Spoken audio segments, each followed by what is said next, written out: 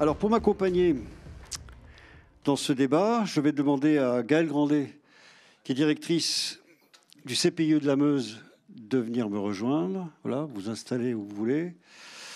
Damien Aumêtre, oui, là, c'est bien, chargé de mission au Conservatoire d'espaces naturels de Lorraine. Édouard Lemaire, qui est coordinateur du plan régional d'action pour les aigles pêcheurs. On va parler du picard à queue blanche et du balbuzard, évidemment. Et puis aussi coordinateur, je ne savais pas, du réseau Grand-Duc, nouveau ça. En Lorraine, bien, l'association Loana. Mathieu Ginger, qui est chargé de mission au Parc naturel régional de Lorraine. Anthony Colère, voilà, du directeur animalier, donc directeur zoologique du parc de Sainte-Croix. Et mon ami Philippe Godgeber, de l'agence de l'eau, qui est en charge plus précisément de l'eau et des espaces naturels. Et je suis très content d'ailleurs qu'il soit présent aujourd'hui, comme tout le monde, bien sûr. Alors, même principe, on va commencer par une petite espèce d'oiseau qui s'appelle le râle des genêts. Alors, normalement, il doit apparaître derrière. Une petite fiche technique. C'est bon ? Le voilà. Donc, vous l'avez derrière là, le petit râle des genêts. C'est un gruiforme. C'est un oiseau très discret. Son nom scientifique, c'est crex crex, parce que bon, sa voix, c'est une espèce de stridulation qui résonne le soir. C'est très spécial à entendre, c'est très, très particulier. Et donc, c'est un petit oiseau qui est vraiment inféodé aux prairies des terrasses alluviales, les prairies humides. Hein. Et ce qu'on peut dire, c'est que c'est une espèce qui est vraiment en très mauvais état de conservation dans notre pays. Grosso modo, d'après les chiffres que j'ai, qui sont des chiffres, je crois, LPO, on était à peu près à 2500 individus dans les années 80. Et là, on est à un peu plus de 200 malchanteurs aujourd'hui.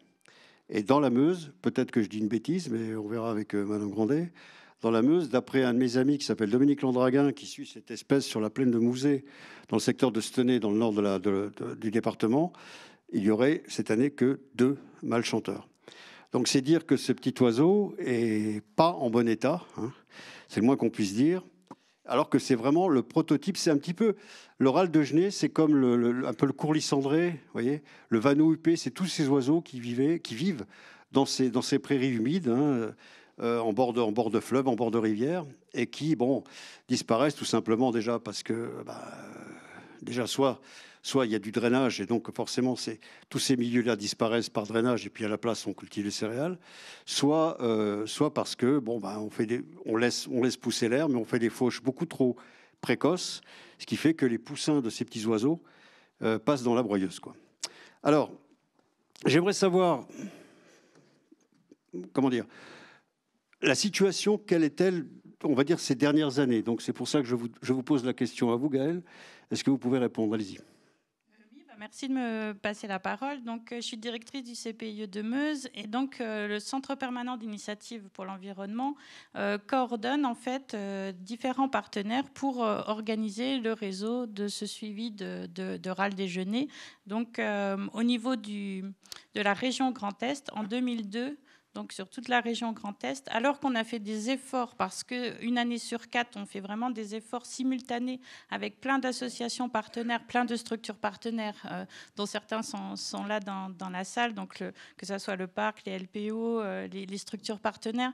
Donc on coordonne le suivi du râle des genêts, et donc à l'échelle du réseau Grand Est. En 2022, on a eu 6 malchanteurs donc, entendus.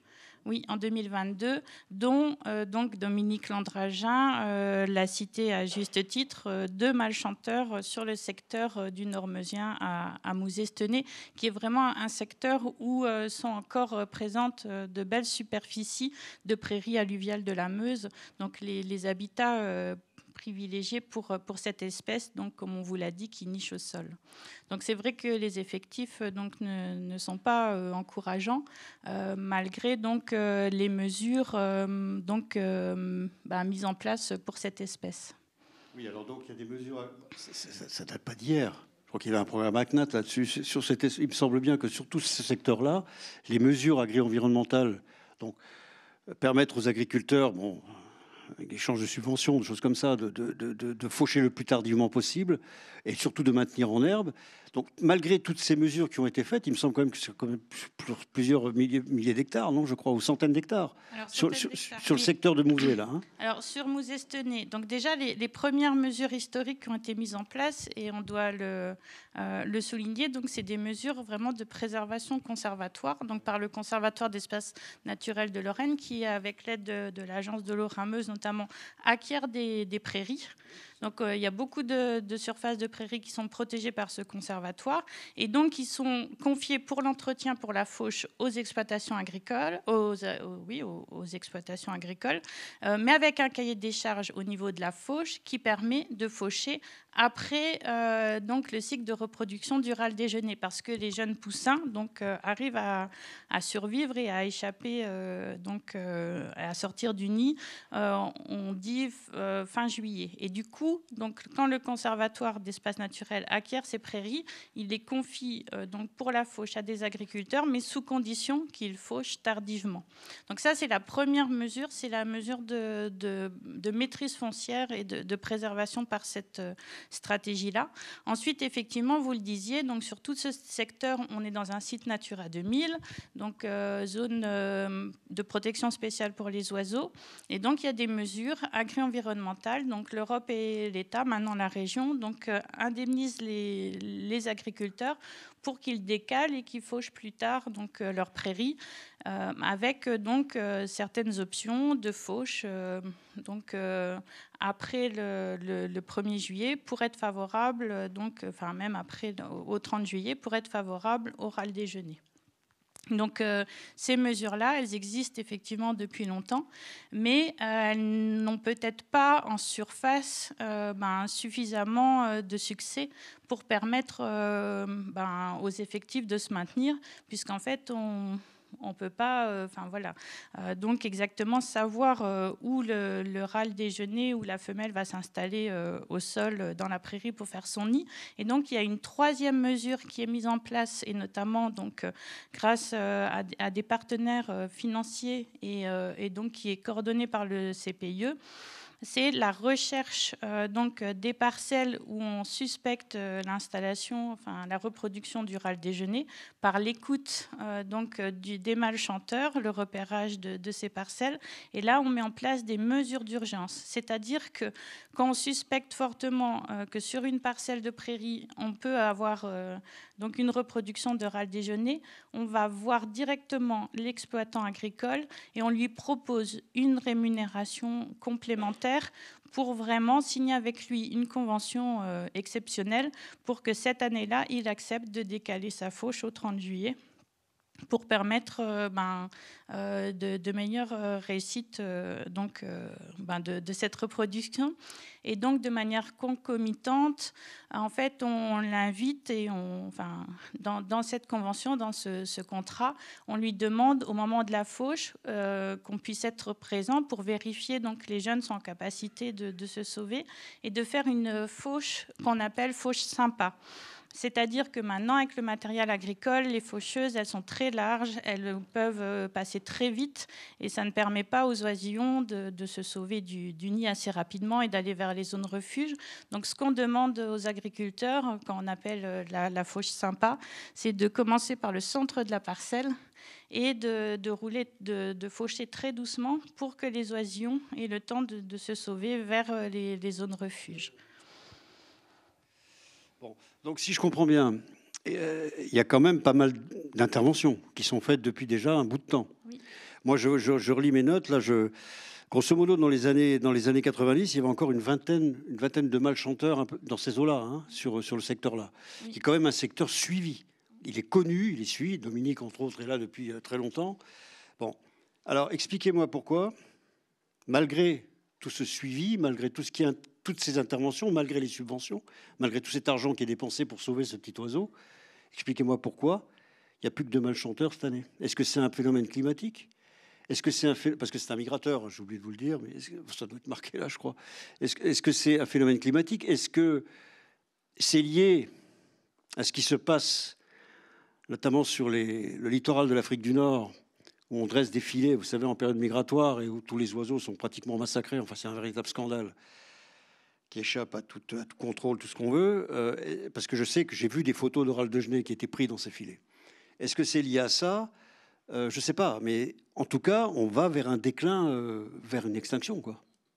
Alors, vous l'avez dit, hein, il est migrateur.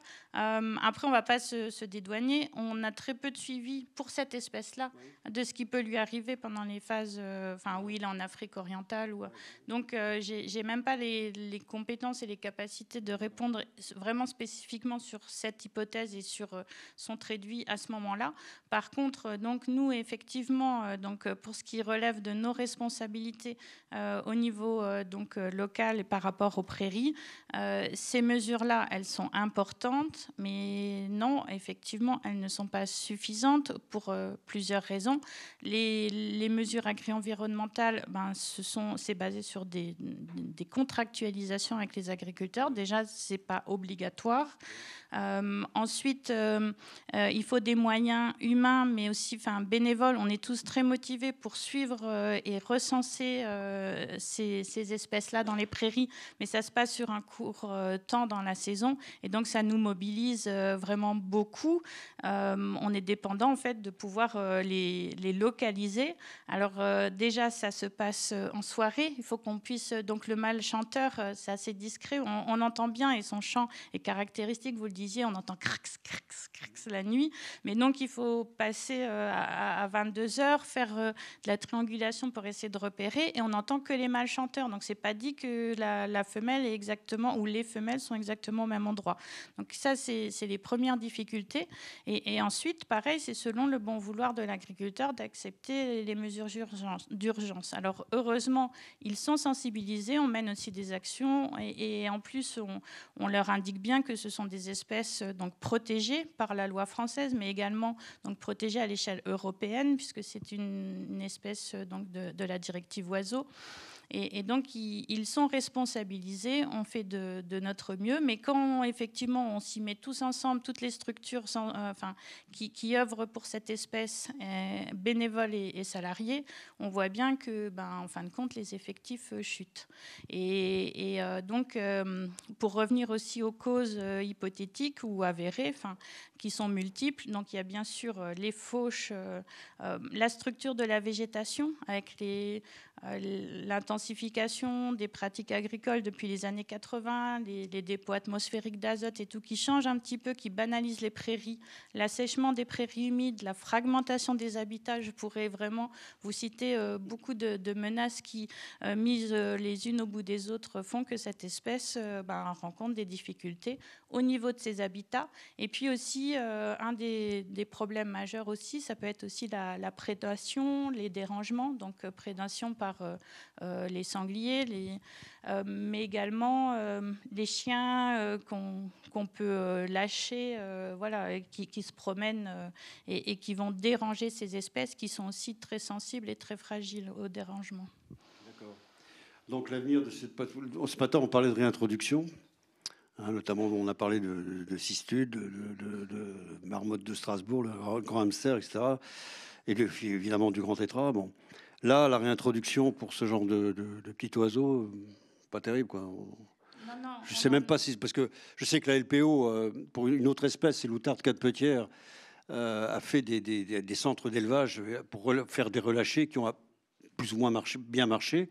Est-ce que pour l'Oral de Genêt, c'est possible ou pas? Alors, l'idée, c'est vraiment, ce qu'il faut retenir aujourd'hui, c'est que c'est une espèce parapluie, c'est une espèce emblématique de nos prairies de fauche, de nos vallées alluviales. Donc, en fait, il faut vraiment œuvrer sur la préservation de son écosystème et de ses habitats. Donc, c'est bien la préservation des prairies, donc éviter leur retournement, éviter leur intensification, éviter leur morcellement, et puis poursuivre des pratiques qui sont favorables à sa reproduction. Donc effectivement, pour l'instant, quand les mesures agri-environnementales ne proposent pas directement ou pas de manière suffisamment attractive des mesures qui permettent d'avoir une fauche retardée, ben, on est vraiment là dépendant de la mobilisation et de la fonction des mesures d'urgence, donc qui consiste, comme je l'expliquais, à indemniser au cas par cas, en totale réactivité, les agriculteurs. Mais on a conscience qu'en fait, c'est quand même une béquille, que c'est pas satisfaisant. Mais pour l'instant, on en est là. Très bien. De toute façon, on en parlera après la présentation de ces 3 espèces avant. Est-ce que je voudrais qu'à chaque fois quand je présente une espèce comme ça, je voudrais tout de suite, si vous avez des questions à poser, que vous le fassiez tout de suite pour éviter que ça encombre à la fin de la table ronde. Est-ce que vous avez des questions pour le râle de genêt? Oui, Michel. Il y a un truc là. Merci. Là.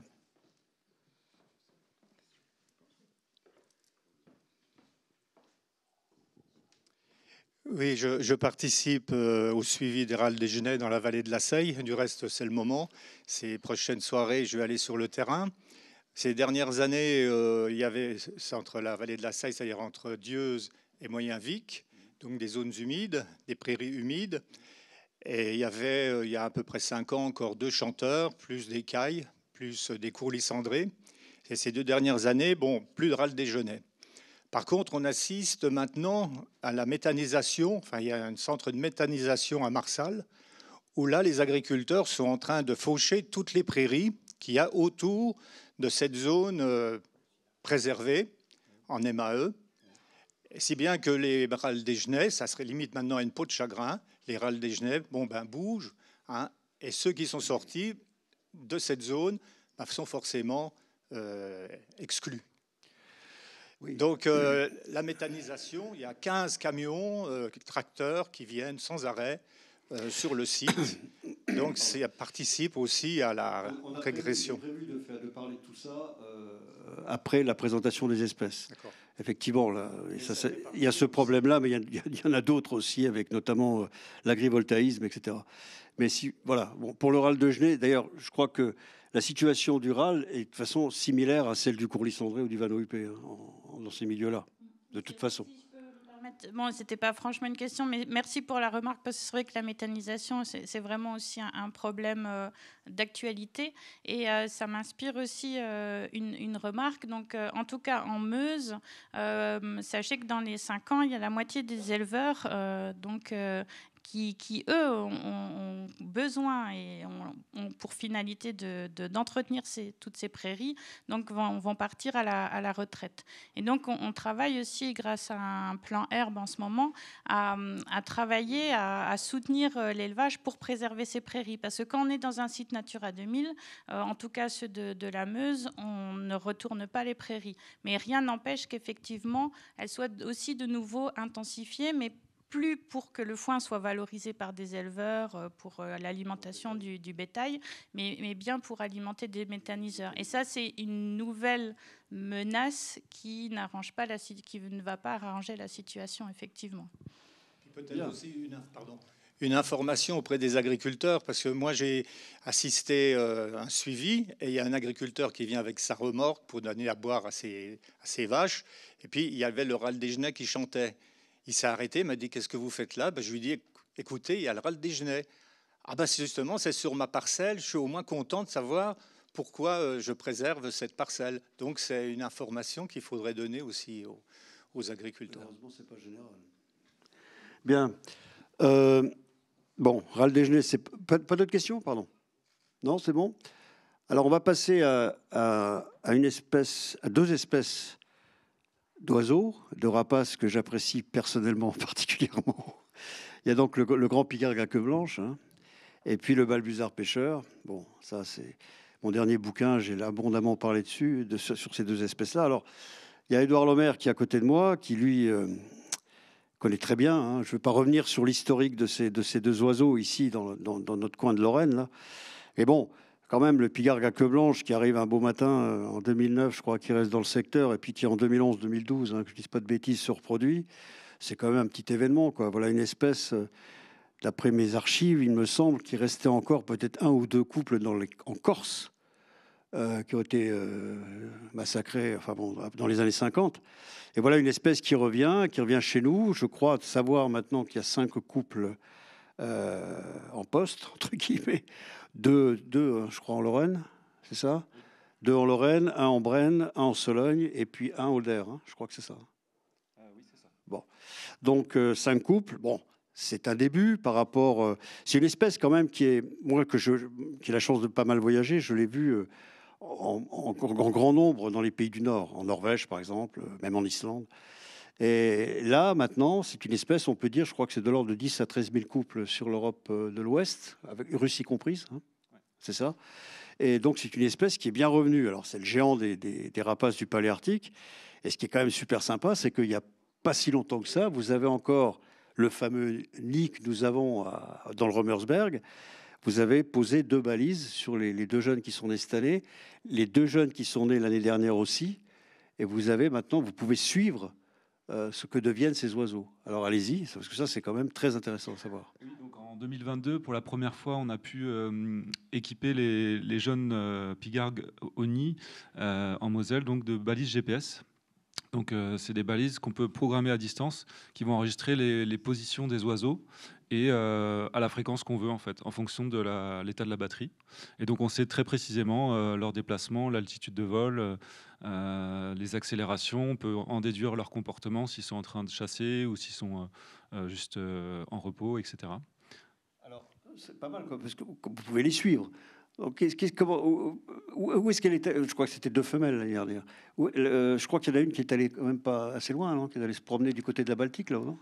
Enfin, je sais pas, je dis peut-être une bêtise. Non, alors ça, c'est un oiseau qui est... En fait, il y a 2... Enfin, dans le programme de balisage, il y a aussi des oiseaux qui sont relâchés, issus de captivité, Ouais. donc au lac Léman. Ouais. Et c'est un de ces oiseaux-là, donc issu de captivité, qui est effectivement allé jusqu'en Suède, enfin, qui est actuellement en Suède, en fait.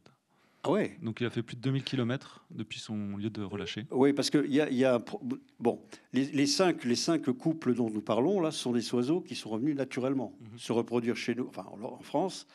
Mais il y a effectivement à travers, c'est comment son prénom? C'est Jacques Olivier. Hein. Jacques Olivier Travers qui est sur le lac Léman, comment ils appellent les aigues du Léman, c'est ça, qui envisage donc de faire par l'élevage, de réimplanter cette espèce-là sur le pourtour du Léman, comme d'ailleurs le pigargue à queue blanche n'a d'ailleurs quand même un oiseau qui aime bien les grands milieux lacustres. Et puis je crois que c'est pas au Neudlisler, mais je crois que c'est le lac Balaton où il y a plusieurs couples autour en Hongrie.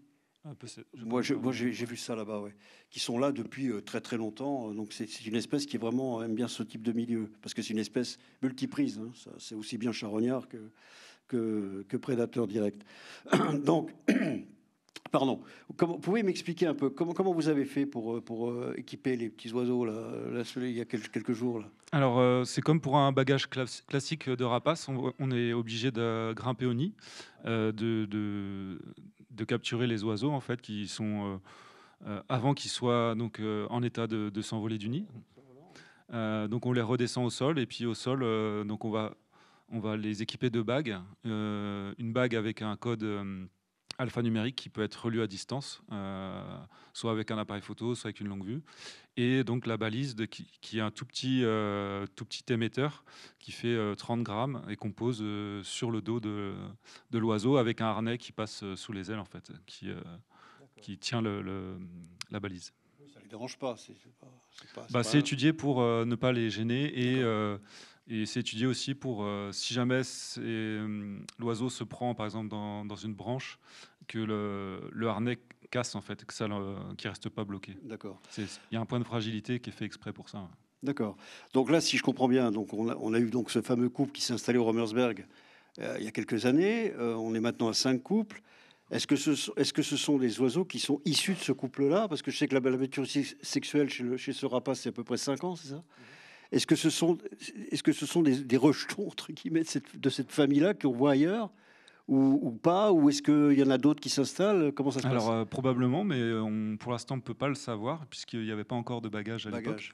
Par contre, il y a donc Jacques-Olivier Travers qui est en train de monter un programme d'analyse génétique, de séquençage génétique. Et donc, nous, on est sur le terrain chargé de récupérer des plumes de tous les individus qu'on peut trouver, donc notamment des adultes, des couples nicheurs qui sont connus. Et il va pouvoir ensuite essayer d'établir des liens de parenté entre les individus analysés par ces plumes, en fait. C'est intéressant, comme ça on pourra savoir vraiment Ouais. ce qu'il en est. Au niveau de la bon, j'ai appris que cette année que le nid originel, on va dire, était tombé. Donc les oiseaux sont installés sur un autre arbre de la forêt. Comment ça se passe en termes de protection, de tranquillité, parce que c'est quand même des oiseaux assez farouches. Est-ce que l'ONF joue toujours le jeu? Est-ce qu'il y a toujours, parce que c'est une domaniale, est-ce qu'il y a un périmètre? Oui, tout à fait. Donc, Oui. alors, contrairement à d'autres espèces comme le balbuzard ou le milan, il n'y a pas de note interne à l'ONF qui est spécifique au pigargue sur les travaux forestiers. Parce que pour l'instant, il n'y avait pas encore il n'y avait qu'un cas unique en fait. Mais en gros, ils se sont inspirés de celle du balbuzard pêcheur, donc ils appliquent les mêmes règles que pour le balbuzard pêcheur. Et puis, il adapte un petit peu au contexte. C'est respecté, ouais. Donc là, il y a un rayon de 500 mètres autour du nid, sur lequel il n'y a pas de travaux forestiers en période de reproduction du pigargue. Et dans un rayon proche du nid, dans un rayon de 30 mètres, il n'y a pas de modification, c'est-à-dire il n'y a pas de coupe d'arbres qui pourrait changer l'habitat proche du nid et inciter l'oiseau à s'en aller, quoi. D'accord, très bien.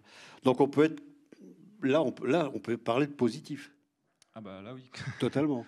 Donc on peut être confiant pour l'avenir pour cet oiseau. Oui, bah comme tu le disais tout à l'heure, on est à 5 couples nicheurs minimum. Il y a des oiseaux qui sont vus dans d'autres régions aussi, donc on s'attend à ce que les prochaines années ça aille de plus en plus vite. Avec 5 reproducteurs, on peut, en moyenne, on a 2 jeunes qui naissent par couple chaque année, donc ça peut s'étoffer de plus en plus. Ouais. Très bien. Alors bon, parce que on peut parler peut-être aussi, puisque dans la foulée du balbuzard pêcheur.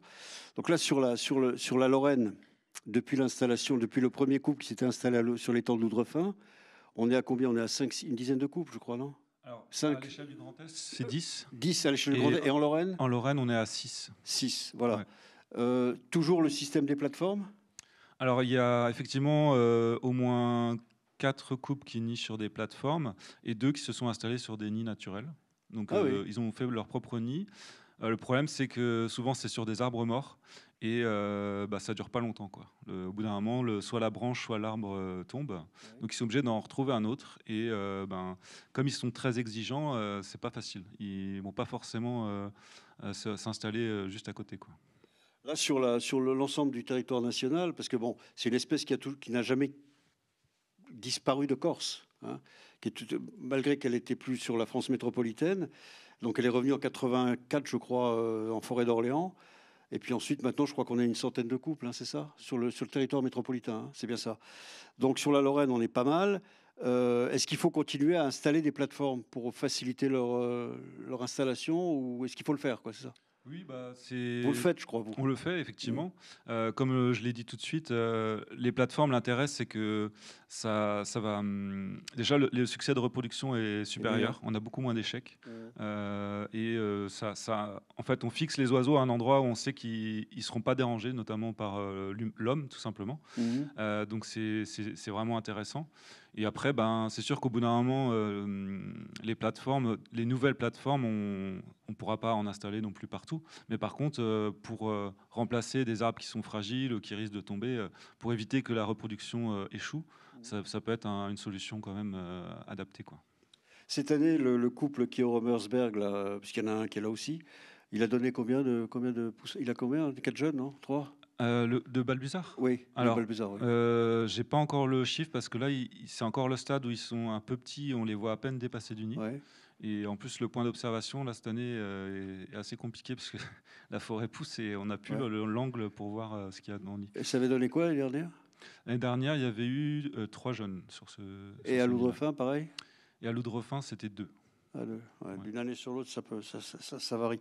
Donc là aussi, on peut parler quand même de côté positif pour cette espèce. Oui, tout à fait. On assiste à son retour, mais c'est vrai que si on revient à 50 ans ou 100 ans en arrière, il n'y en avait plus. Donc le dernier, il me semble, dans le secteur d'ici du Saulnois, c'était, je ne sais plus quel étang, Michel. L'étang rouge, ouais. C'est le pisciculteur, quoi. Boum, boum, hein, c'est ça. C'était après, dans les années 50, hein, je crois. C'est ça. C'est le dernier couple. Voilà. Donc c'est revenu,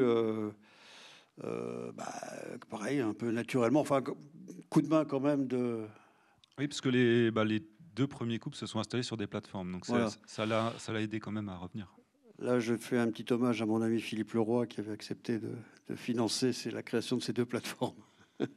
Merci Philippe. Bon.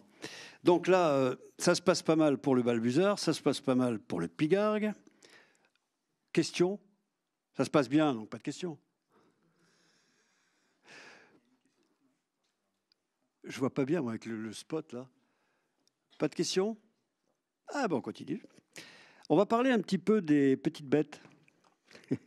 Amphibiens et reptiles, n'est-ce pas ? Alors, là, évidemment, plein dans les zones humides, hein, forcément. Là, ça se passe un peu moins bien. Hein, c'est comme pour le râle de Genêt. Alors, grosso modo, amphibiens, 28 espèces. Hein, on dira une trentaine avec la tortue de Floride et la cistude d'Europe, mon côté alsacien, dont on a parlé ce matin. Voilà. Il y a à côté de moi un grand spécialiste des amphibiens et reptiles de notre région, c'est Damien Aumetre, du Conservatoire d'espaces naturels. D'après ce que je sais, ce que j'ai entendu dire, on n'a qu'une espèce d'amphibien sur 3 qui est menacée dans notre région, c'est ce que j'ai entendu dire, hein, et une espèce de reptile sur 8, en l'occurrence la vipère aspic. Est-ce que je me trompe ? Oui, enfin un petit peu, mais pas tout à fait. On s'est basé sur les listes rouges, hein, donc les listes rouges UICN, donc qui peuvent être faites au niveau mondial, européen, national, et puis avec l'échelle la plus petite qui est l'échelle de la région. Donc on a fait ce travail-là en Lorraine en 2016 et on l'a réactualisé donc cette année sur le Grand Est.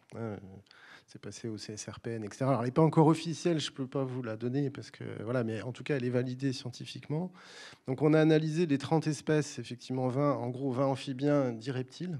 On est riche en amphibiens au niveau du nord-est, puisqu'on a des espèces d'Europe de l'Est qui viennent jusque chez nous. On est une région assez riche, un peu moins riche en reptiles par rapport aux espèces aux régions du sud. Donc, une trentaine d'espèces évaluées. En comptant les espèces exotiques dont on pourra revenir, mais on va dire les espèces autochtones évaluables. Pour les amphibiens, on est à peu près à 30% d'espèces qui sont sur la liste rouge, hein, c'est-à-dire soit vulnérables, soit en danger critique. Donc ça fait quand même une espèce sur 3, ce qui est un taux quand on dit que c'est vulnérable, ça veut dire qu'on a vraiment des preuves de régression et de disparition. Donc un amphibien sur 3, à peu près 30%, un reptile sur 3, aussi, hein, puisqu'on a la vipère péliade qui est en danger critique d'extinction en Champagne-Ardenne, qui est absente de Lorraine. Voilà, donc on est à peu près un tiers, ce qui en fait le groupe, et ça corrobore aussi les chiffres nationaux, hein, quand on prend toutes les espèces de France, et ça corrobore aussi les chiffres européens. C'est le groupe de vertébrés qui a le plus d'espèces vulnérables, enfin le plus d'espèces sur la liste rouge. Je crois avec les poissons, mais à vérifier. Voilà, donc c'est un groupe qui est... Alors, par rapport aux oiseaux, il y a beaucoup plus, même s'il y a des espèces en danger, le nombre d'espèces est quand même très important. Alors il y a peu d'espèces, mais elles sont pratiquement toutes... alors si on compte en plus les espèces quasi menacées, hein, donc qui sont à la limite de devenir menacées, là on est à la moitié. Hein, donc 50% des amphibiens et 50% des reptiles sont soit menacés, soit quasi menacés. Donc ça veut dire qu'on a quand même des taux de menaces sur ce groupe-là qui sont très forts, hein, qui s'expliquent, on pourrait l'expliquer par plein de raisons, notamment le fait que ce soit des espèces qui bougent assez peu, qui sont assez peu mobiles et qui sont forcément très liées à leur milieu, et notamment au milieu aquatique, et que toute atteinte au milieu aquatique, je dirais, les amphibiens ne volent pas, hein, donc ils ne peuvent pas passer d'une mare à l'autre à 10 km. Donc il y a forcément des extinctions locales qui peuvent se faire très, très rapidement. Bon, puis il y a plein d'autres plein d'autres problématiques. Voilà, donc c'est vraiment un groupe avec peu d'espèces, mais qui est un peu le groupe sentinelle, on va dire, puisqu'elles sont toutes protégées aussi, hein, donc il y a aussi un aspect réglementaire. Un groupe un peu sentinelle de l'état de dégradation ou de mauvais état ou des zones humides en général pour les amphibiens, ça c'est clair. Pour les reptiles, il y a aussi d'autres facteurs, puisqu'on a des espèces qui ne sont pas du tout en milieu humide. Hein, la vipère aspic, voilà, ce n'est pas une espèce de milieu humide, mais là c'est d'autres problématiques sur les reptiles. Par exemple, pour la vipère aspic. La vipère aspic, c'est la fermeture des milieux. En fait, alors en Lorraine, on a une situation un peu spéciale. On est vraiment en limite d'air de la vipère aspic au niveau mondial, au niveau européen, mais voilà.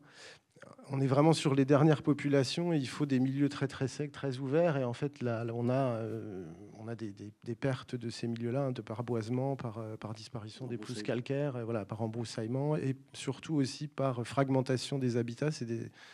Malgré le changement climatique, on ne sait pas si la vipère aspic pourra remonter, parce que même si les conditions s'améliorent, elle ne pourra peut-être pas passer d'un site à l'autre. En fait, hein. C'est des questions qu'on se pose. Voilà. D'accord. Bon, je sais qu'il y a un programme MAR qui avait été lancé pour créer des mares un peu partout dans la région, hein, Damien. Et est-ce que ça porte ses fruits ou pas? Parce que visiblement, c'est quand même pas, la situation est quand même pas terrible. Il y a aussi toutes ces opérations qui sont menées, même je crois, de fermeture d'axes routiers quand il y a les passages au printemps, au mois de mars. Oui, alors les crapauds ducs, enfin, il y a eu des choses qui ont été faites quand même pour ces petits animaux. Qui ont été menées. Hein. Il y a aussi la protection des zones humides. Hein. C'est vrai, on parlait des étangs, les prairies humides, des étangs. On va en parler après. En parlera. Ouais. Alors les mares qui sont un élément important, surtout pour les amphibiens, parce que pratiquement toutes les espèces de Lorraine, de Grand Est, fréquentent à un moment donné de leur vie des points d'eau qui sont souvent des mares. Donc là, on a entrepris depuis 2016 déjà un programme MAR, un programme régional d'action sur les mares, d'abord en Lorraine, puis qui s'est étendu au Grand Est avec diverses structures des 3 anciennes régions, qui passe d'abord par un recensement de ces mares. Oui. Donc là, aujourd'hui, on est dans la base de données à 37 000 mares sur le Grand Est, mais sachant que c'est certainement sous-évalué, donc on est en train déjà de regarder quel est l'état initial. Alors 37 000 sur le Grand Est. Sur le Grand Est. Et chez nous, en Lorraine, on est à peu près. Alors, c'est nous qui avons l'inventaire le plus ancien, mais on doit être à 20 000 ou quelque chose comme ça. C'est nous qui en avons le plus. Oui, c'est nous qui en avons le plus. Pas mal. Donc, c'est des régions où il y a beaucoup de mares. Hein. Il y a, notamment en Wavre, hein, dans les secteurs d'élevage, avec des terrains. Là, on est bien d'accord. C'est la polyculture élevage qui dans permet le pays ça. des étangs, ici, c'est des secteurs aussi à forte densité de mares, de mares agricoles. Alors, il y a des mares forestières également, mais de mares agricoles et forestières. Donc on est quand même une région, alors c'est pas la Normandie, mais je veux dire, on est quand même une région qui a une densité de mares relativement importante. Et donc on a lancé ce programme d'abord de connaissances, etc. On a creusé depuis 10 ans, je crois, 300 mares sur l'ensemble de la région, plus les mares qui ont été faites par l'ONF, plus les mares du parc. Enfin voilà, on est à plusieurs centaines de mares. Oui, parce que dans ce programme-là, il y a le conservatoire, mais il y a tous les acteurs. Il y a le parc naturel. Le parc naturel régional, il y a l'association Buffo en Alsace, il y a le CPIE, du pays de Soulaine, ouais. Vous avez l'ONF qui est partenaire aussi, le parc naturel régional de Lorraine qui a creusé beaucoup de mares aussi récemment sur son territoire. Et donc on fait des restaurations, on fait des creusements pour essayer de conforter les réseaux, mais on va pas aussi vite que la destruction. Hein. On est toujours aussi dans cette course. C'est que on reparlait encore des problématiques d'élevage. On a des disparitions de mares qui sont constatées tous les jours, liées à des retournements de prairies et à des changements en fait de disparition de l'élevage. On en parlait, hein, Gaël en parlait. De non-rémunération et finalement d'exploitants qui changent de façon de faire et qui vont transformer leurs fermes en des fermes céréalières. Donc là, ça a des incidences sur les prairies, mais effectivement sur les mares. Une prairie, une mare au milieu d'un champ de maïs, ça sert à rien, donc on comble la mare et puis voilà. Donc ça, on le constate encore aujourd'hui et c'est complètement lié à l'élevage et à la polyculture élevage qu'on connaît en Lorraine. Et garder les prairies, c'est aussi garder les mares. Il n'y a pas de mare en milieu ouvert sans prairie. Moi, ça n'existe pas. Hein. Ça sert à abreuver le bétail. Et donc là, c'est aussi un des axes de travail. C'est comment on arrive à maintenir en Lorraine ces prairies-là. Enfin, en Lorraine et dans le Grand Est, où on a 10 000 hectares. Enfin, Philippe le dira, mais il y a des milliers d'hectares qui continuent encore aujourd'hui à être retournés en Lorraine. Donc ça, c'est le problème, un des problèmes auxquels on est confronté. Très bien. Oui. Sur cette question-là, j'aimerais une précision. Est-ce qu'il y a des études sur la pollution par les produits phytosanitaires quand on ouvre des mares dans les régions agricoles? Oui. Les amphibiens sont sensibles aux produits phytosanitaires et aux engrais, les engrais minéraux, les petites billes, etc. Ouais. Donc effectivement, une mare qui se retrouve au milieu d'un champ de maïs, même si elle peut encore être existante, elle a peu de chances d'être colonisée par des espèces finalement, ou à part peut-être une ou deux grenouilles vertes bien résistantes. Voilà, donc déjà de toute façon, c'est forcément aussi le maillage territorial. Un champ de maïs ou une culture de blé pour un amphibien, c'est quasiment infranchissable, quelle que soit la saison. Mais voilà, c'est relativement infranchissable. Donc c'est lié à un maillage de prairies, de forêts. Et d'ailleurs, on parlait de la rainette, enfin, on n'en parlait pas, mais c'est vraiment une espèce qui est liée à ce maillage territorial entre des mares, des étangs, des prairies, des forêts, et dont l'aire de répartition se restreint en Lorraine, notamment à ces zones où il y a ça. Si on n'a pas ce maillage, on n'a pas l'espèce. Et c'est une espèce dépendante de la densité de mares. Au-delà de X mares par kilomètre carré, moins de X mares, elle est plus présente. Donc il y a aussi une notion de réseau. Il n'y a pas que la mare elle-même, il y a tout ce qu'il y a autour, évidemment. Ouais. Donc forcément, là, on voit encore le rôle très important et fondamental des zones humides. Donc, il n'y a pas de questions supplémentaires? Donc on va... Oui. Ah oui, pardon. C'est vrai que je ne vois pas, moi, avec ce truc. Oui, allez-y, madame. Oui, je voulais savoir, comme apparemment, dans cette région, il y a beaucoup de mares et d'étangs. J'ai vu aussi, quelle est la situation du triton crété chez vous? Damien? Alors, le triton crété, il est encore présent dans à peu près toute la région Grand Est, mais il est localisé aux endroits où on a encore des belles mares agricoles. Il n'est pas forestier, il est vraiment plutôt belle mare agricole, donc on va le retrouver ici, dans ces zones-là, un peu en compagnie de la rainette. Oui, sympa. Donc rainette, crété, ils peuvent... voilà. Alors sachant que le crété est plus rare, parce que lui, il n'aime pas du tout le poisson, donc il n'est pas dans les étangs de pisciculture. Il est vraiment mare agricole, voire quelques carrières. Mais il est encore présent de manière localisée, là où il y a des mares et là où il y a de l'élevage. Voilà. Les populations se maintiennent? Oui, relativement... Enfin, oui, globalement, ça se maintient. Mais après, en nombre d'individus, je ne pourrais pas vous le dire. Non, mais chez les urodèles, grosso modo, il y a moins de problèmes que chez les anours.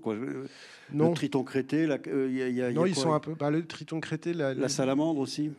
Alors, la salamandre, elle est plus forestière, on va dire. Donc, elle est moins dépendante des politiques et des problématiques agricoles. Mais le crété, lui, il est quand même quasi menacé parce qu'il est...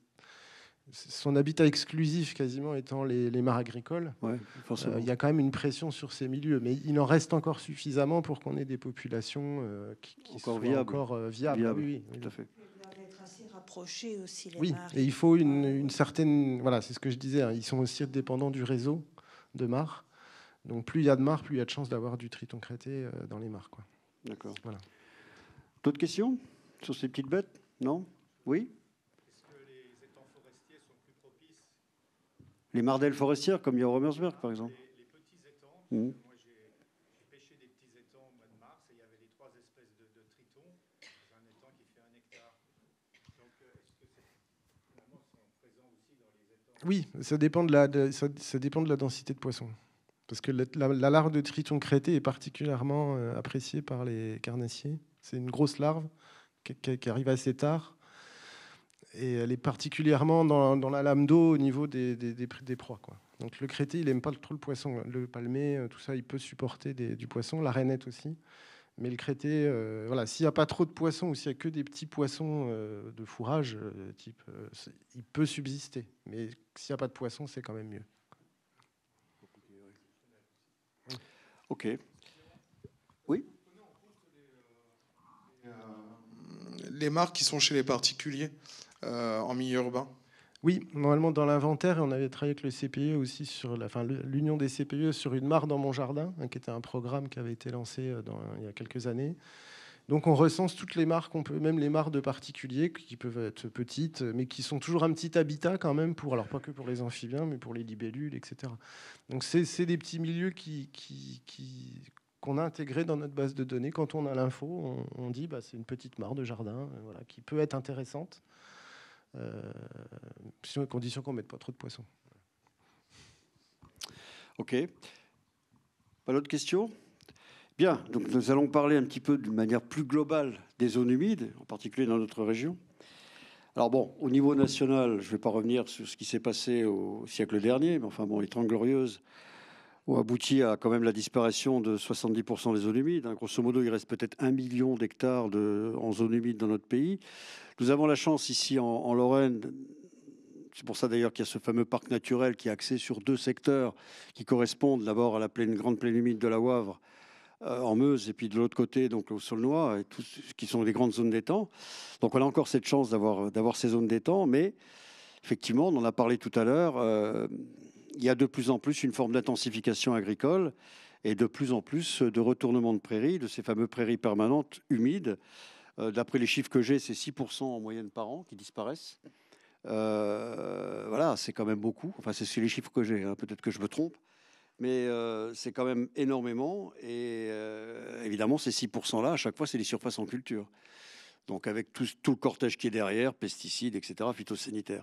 Donc là, je me tourne avec Philippe. Là, on va beaucoup parler de ce que fait l'Agence de l'eau à ce niveau-là. Et ensuite, on parlera avec Mathieu pour le parc naturel. Mais je crois que vous avez une grosse politique sur ces questions-là, au niveau de l'agence.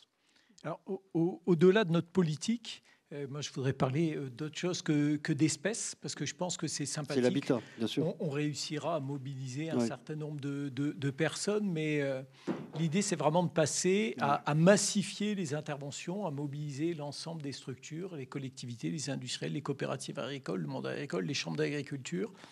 Et pour reprendre l'exemple de Gaël, on aura du mal à mobiliser tout ce petit monde sur le râle déjeuner, par exemple, dont la plupart n'y porteront pas une attention extrêmement importante. Donc il faut passer au niveau au-dessus, parler d'habitat, de milieu, et toujours pour reprendre le même exemple, mais on pourrait prendre la même chose avec toutes les zones humides. Il y a des petites choses qui sont en train de s'afficher au-dessus, c'est de mettre en avant que les espèces et les espèces emblématiques sont des symboles, et les symboles de la présence de zones humides qui fonctionnent, qui rendent des services gratuits, et notamment dans ces temps de dérèglement climatique. Ce qu'on met en avant, c'est qu'il faut vraiment, de manière massive, mobiliser les financements, et mobiliser les financements non pas uniquement pour l'amour des espèces, mais pour le fonctionnement des milieux, et non pas parce qu'on trouve ça sympathique, mais parce qu'on n'a plus le choix.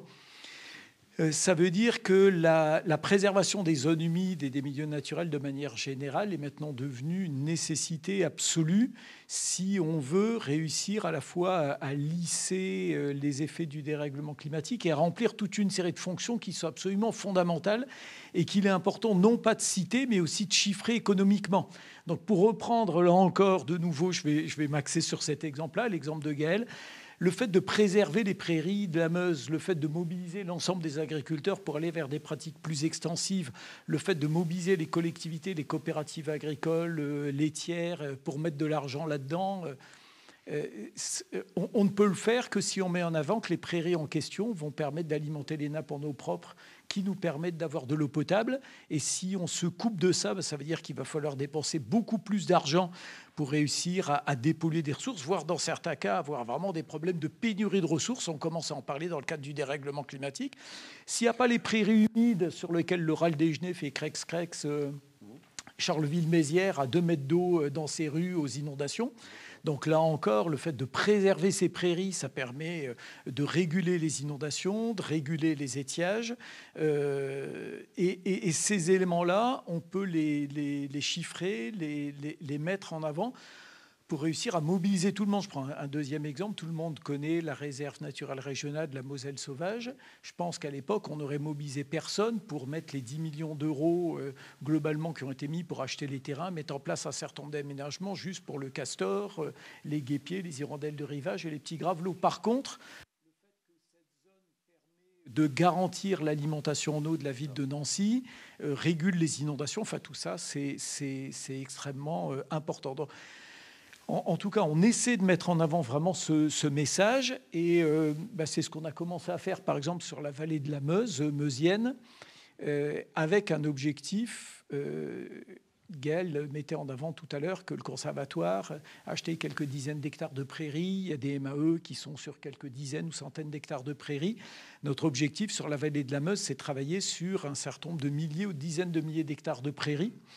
Et pour ça, il faut réussir à mobiliser tout le monde au-delà des financements qui peuvent venir de l'agence, de la région et d'un certain nombre de structures, mais de réussir à mobiliser le conseil départemental qui a mis en place un système de paiement pour services environnementaux, les communautés de communes qui trouvent aussi un avantage à préserver aussi leur élevage pour une question aussi d'équilibre économique sur les secteurs, aussi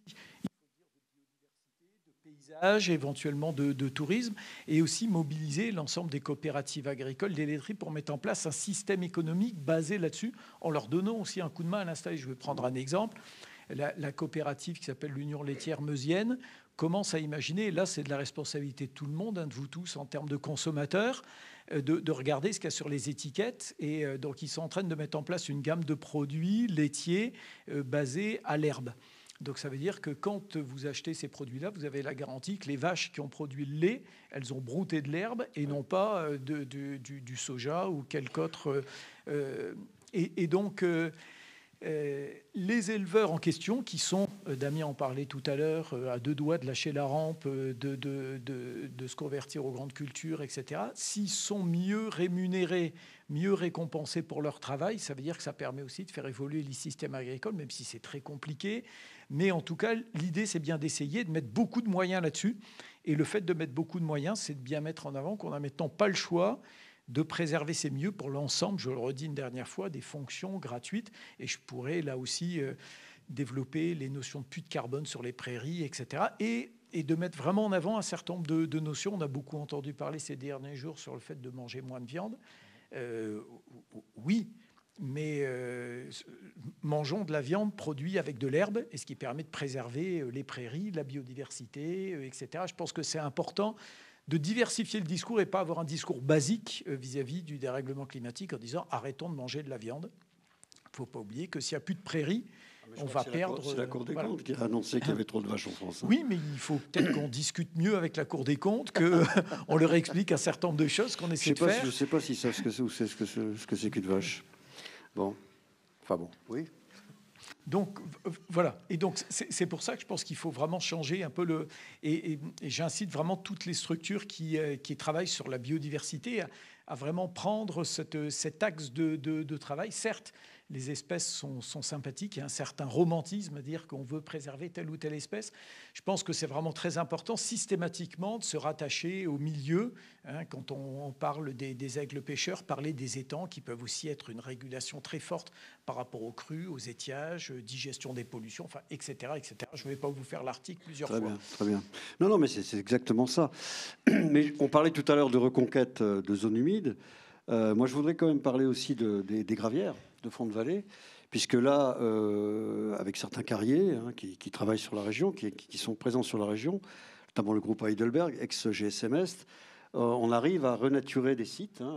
J'ai un exemple là, je ne sais pas si on peut le passer, mais récemment, on a installé plusieurs panneaux pédagogiques sur une gravière, une ancienne gravière alluvionnaire dans la vallée de la Moselle, sur le village de Vels-sur-Moselle, où on voit, avec la création d'îlots de reproduction, avec des berges sinueuses, avec un arasement des berges d'atterrissement qui sont bien faites, on voit qu'il y a un retour très rapide, y compris de toute la faune de poissons, d'amphibiens, sur ces sites-là. Donc on peut récupérer, entre guillemets,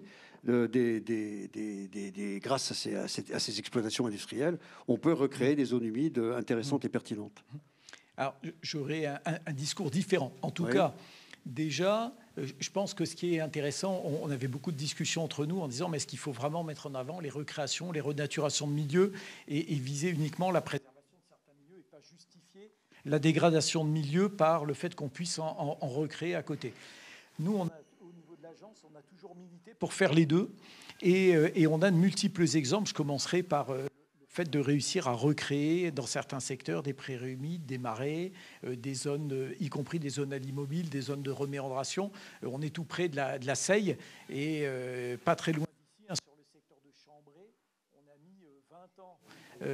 Vous demandez de switcher le micro. Oui. On a mis 20 ans à l'obtenir. Et au final, avec le syndicat du secteur, on a commencé à reméandrer la Seille qui était toute droite depuis maintenant plus d'un siècle. Et donc, ça veut dire qu'on a tout à fait la possibilité à un moment de réussir à recréer, renaturer des milieux. Et on a de multiples exemples. On a beaucoup amélioré les techniques, donc tout ça fonctionne très bien. Après, il faut aussi être clair dans la manière dont c'est fait par rapport aux extracteurs de matériaux. Donc, parfait, les bassines qui existent en bordure de cours d'eau, et notamment de cours d'eau à l'immobile, on peut réussir à un moment à introduire une certaine biodiversité, à travailler sur les berges, à les diversifier, à remettre en place toute une série. Et très bien, ça marche bien, il y a une certaine biodiversité qui revient. Pour autant, on se rattrape un peu aux branches pour recréer des milieux qui sont intéressants, mais qui remplaceront jamais les zones immobiles et les prairies humides qui existaient avant que les zones soient gravirées. Donc effectivement, il y a beaucoup d'espoir, parce que sur beaucoup de secteurs, moyennant des investissements parfois importants, souvent pour renaturer les cours d'eau, on est à des centaines de milliers d'euros du kilomètre pour refaire les méandres, pour recréer des mares, recréer des marais. Donc c'est très important. Donc, il vaut toujours mieux préserver l'existant plutôt que de les lâcher en disant qu'on pourra faire des mesures compensatoires. Ça, c'est un élément important. Après, et on est vraiment dans une phase très importante. Ça peut être complémentaire. Voilà, ça peut être complémentaire. Et il y a maintenant de multiples actions qui montrent qu'on peut réussir à renverser la tendance. C'est ça. Alors, justement, tant que tu parles, Philippe, je voudrais revenir sur le massif vosgien. Je sais que l'Agence de l'eau lance un programme important sur ce qui s'est passé en termes de sécheresse, notamment sur les hauts, parce que là, s'il n'y a plus de pastoralisme sur les hauts des Vosges, automatiquement un renfermement du milieu. Et là, ça la perte de ces fameux chaumes qui sont si appréciés par le public. Là, c'est les solutions basées sur la nature, fondées sur la nature, que vous vouliez privilégier, et pas la création de bassines, d'après ce que j'ai compris. C'est plutôt renaturer certaines tourbières, de manière à avoir une ressource en eau disponible. Tout à fait. Et donc pour nous, c'est un élément très important par ces périodes où le dérèglement climatique pèse de manière très très forte. Là aussi, on est sur un bassin où jusqu'à présent, on a peu d'irrigation et on essaie de trouver toute une série de solutions, et notamment pour préserver l'élevage et pour éviter de construire des piscines olympiques. Je ne reviens pas sur les discussions qu'il y a eu ces derniers mois ou ces dernières années. Et donc, il faut aussi être clair, et on l'a vu ces dernières années, on était sur un bassin où tout le monde râlait parce qu'il pleuvait souvent beaucoup l'été. Maintenant, c'est moins le cas, et on se prend effectivement des éléments comme celui-là. Donc, on a essayé de réfléchir, notamment avec les scientifiques, pour essayer de voir vers quel type d'action on pouvait se mettre se mobiliser. Et c'est vrai qu'on parle beaucoup au niveau national des solutions fondées sur la nature. Tous les plans gouvernementaux sont basés là-dessus. Alors, une fois qu'on a dit ça, l'idée, c'est bien de les mettre en œuvre et pas de parler de solutions fondées sur la nature et de construire des piscines olympiques. Et donc, on voudrait essayer, on mobilise l'ensemble des partenaires, les chambres d'agriculture, les collectivités, l'ensemble des structures, à la fois sur le massif vosgien, où il y a eu vraiment des grosses difficultés. C'est l'année dernière, notamment, où il y a des fermes qui ont dû citerner pour amener de l'eau à leurs bestioles. Et certains commencent à se décourager en disant qu'ils vont peut-être faire autre chose. Et donc là, on n'a pas de risque que le maïs se développe sur les hauts des Vosges, mais par contre que les milieux se referment, on en parlait tout à l'heure. Et donc ce qu'on voudrait essayer de faire, à l'image de ce qui se passe sur certains secteurs, notamment de zones de massifs montagneux, de moyenne montagne, dans les zones d'Autriche ou des Alpes, c'est de créer toute une série, alors soit de grosses mares ou de petits étangs, qui miment le fonctionnement de zones humides et qui permettent d'amener de l'eau pour l'abreuvement du bétail et d'avoir des choses qui soient à l'équilibre entre de la recréation, de la construction de zones humides et qui puissent rendre un certain nombre de services au niveau des usages agricoles pour, là encore, non pas mettre en place des systèmes d'irrigation de grandes cultures qui peuvent poser toute une série de difficultés sur lesquelles je ne m'étendrai pas, mais bien, là encore, soutenir les systèmes d'élevage et notamment d'élevage à l'herbe. J'insiste beaucoup puisqu'on a vraiment la chance, en Lorraine notamment, d'avoir encore de la polyculture élevage, mais qui est en train de basculer un peu du côté obscur de la force. Et donc là-dessus, ça nous semble important. Il est encore temps d'agir et d'utiliser tous les leviers qu'on a, y compris ces solutions fondées sur la nature, pour que l'élevage au parc avec abreuvement des animaux au parc puisse encore être possible en essayant de trouver ces équilibres et ces compromis. Très bien. Au niveau du parc naturel régional, j'ai vu que vous aviez aussi une politique de création de mares. Donc vous êtes un peu dans cette dynamique-là. Vous êtes plus spécialisé sur le secteur de la Meuse, c'est ça? Sur la Wavre, où il y a quand même pas mal de secteurs d'open field et où il y a de l'agriculture intensive avec du retournement de prairies, en veux-tu en voilà, quoi. Oui. Alors, donc pour ce qui est des retournements de prairies, oui, effectivement, donc nous depuis 2010, attendez, j'avais noté, ouais. De 90 à 2020, oui. on est passé en gros, grosso modo, de 40 000 hectares à 20 000 hectares en termes de surface prairiale. Donc sur le périmètre, l'ensemble du parc ou sur le secteur de la Meuse? Périmètre parc. Tout l'ensemble, y compris le sol noir. Périmètre parc. Ah ouais, quand même. Et clairement, ça s'accompagne, donc c'est une destruction directe des habitats présents, donc ça c'est un fait. Et par ailleurs, ça s'accompagne aussi d'une forte dégradation de ce qui reste. Notamment, on a une cartographie de ce qu'on appelle les prairies remarquables. Alors les prairies, on les dit remarquables parce qu'elles ont une flore diversifiée. Cette flore diversifiée, elle est présente parce que ce sont des prairies naturelles anciennes qui ont été peu amendées, peu fertilisées, donc qui peuvent comporter des dizaines d'espèces botaniques.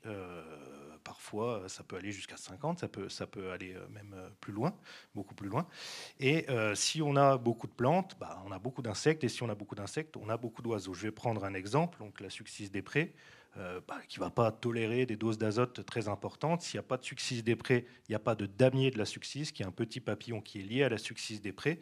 Donc s'il n'y a pas de damier de la succise qui figure en annexe 2 de la directive Habitat, il y a disparition d'espèces, on n'est pas content. S'il n'y a pas d'élevage extensif, il n'y a pas de succise des prés, donc il n'y a pas de damier de la succise. D'accord ? Donc chez nous, en Lorraine, on est sur des habitats qui, naturellement, iraient vers un stade climatique forestier. Donc ça changera peut-être avec le réchauffement climatique, mais jusqu'à maintenant, c'est encore ça. Donc s'il n'y a pas d'éleveurs ou d'éleveuses, il n'y a tout simplement pas de prairies. Donc effectivement, il faut travailler sur le maintien d'un tissu d'éleveurs et un élevage qui soit raccord avec ce qu'on cherche à préserver, à savoir, en tout cas pour ce qui est du point de vue du parc, de la biodiversité.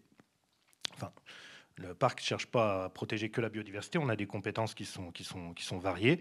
Mais moi, en tant qu'animateur de site Natura 2000, chargé de mission Natura 2000, mon boulot sur certains sites, c'est de protéger le segment de la biodiversité. Donc effectivement, c'est important d'avoir un discours positif pour emmener les gens vers de la protection, mais c'est vrai que quand on grenouille dans le milieu de la biodiversité, c'est assez difficile de... Mais le problème, c'est toujours pareil, d'avoir un discours positif, effectivement, de rester optimiste.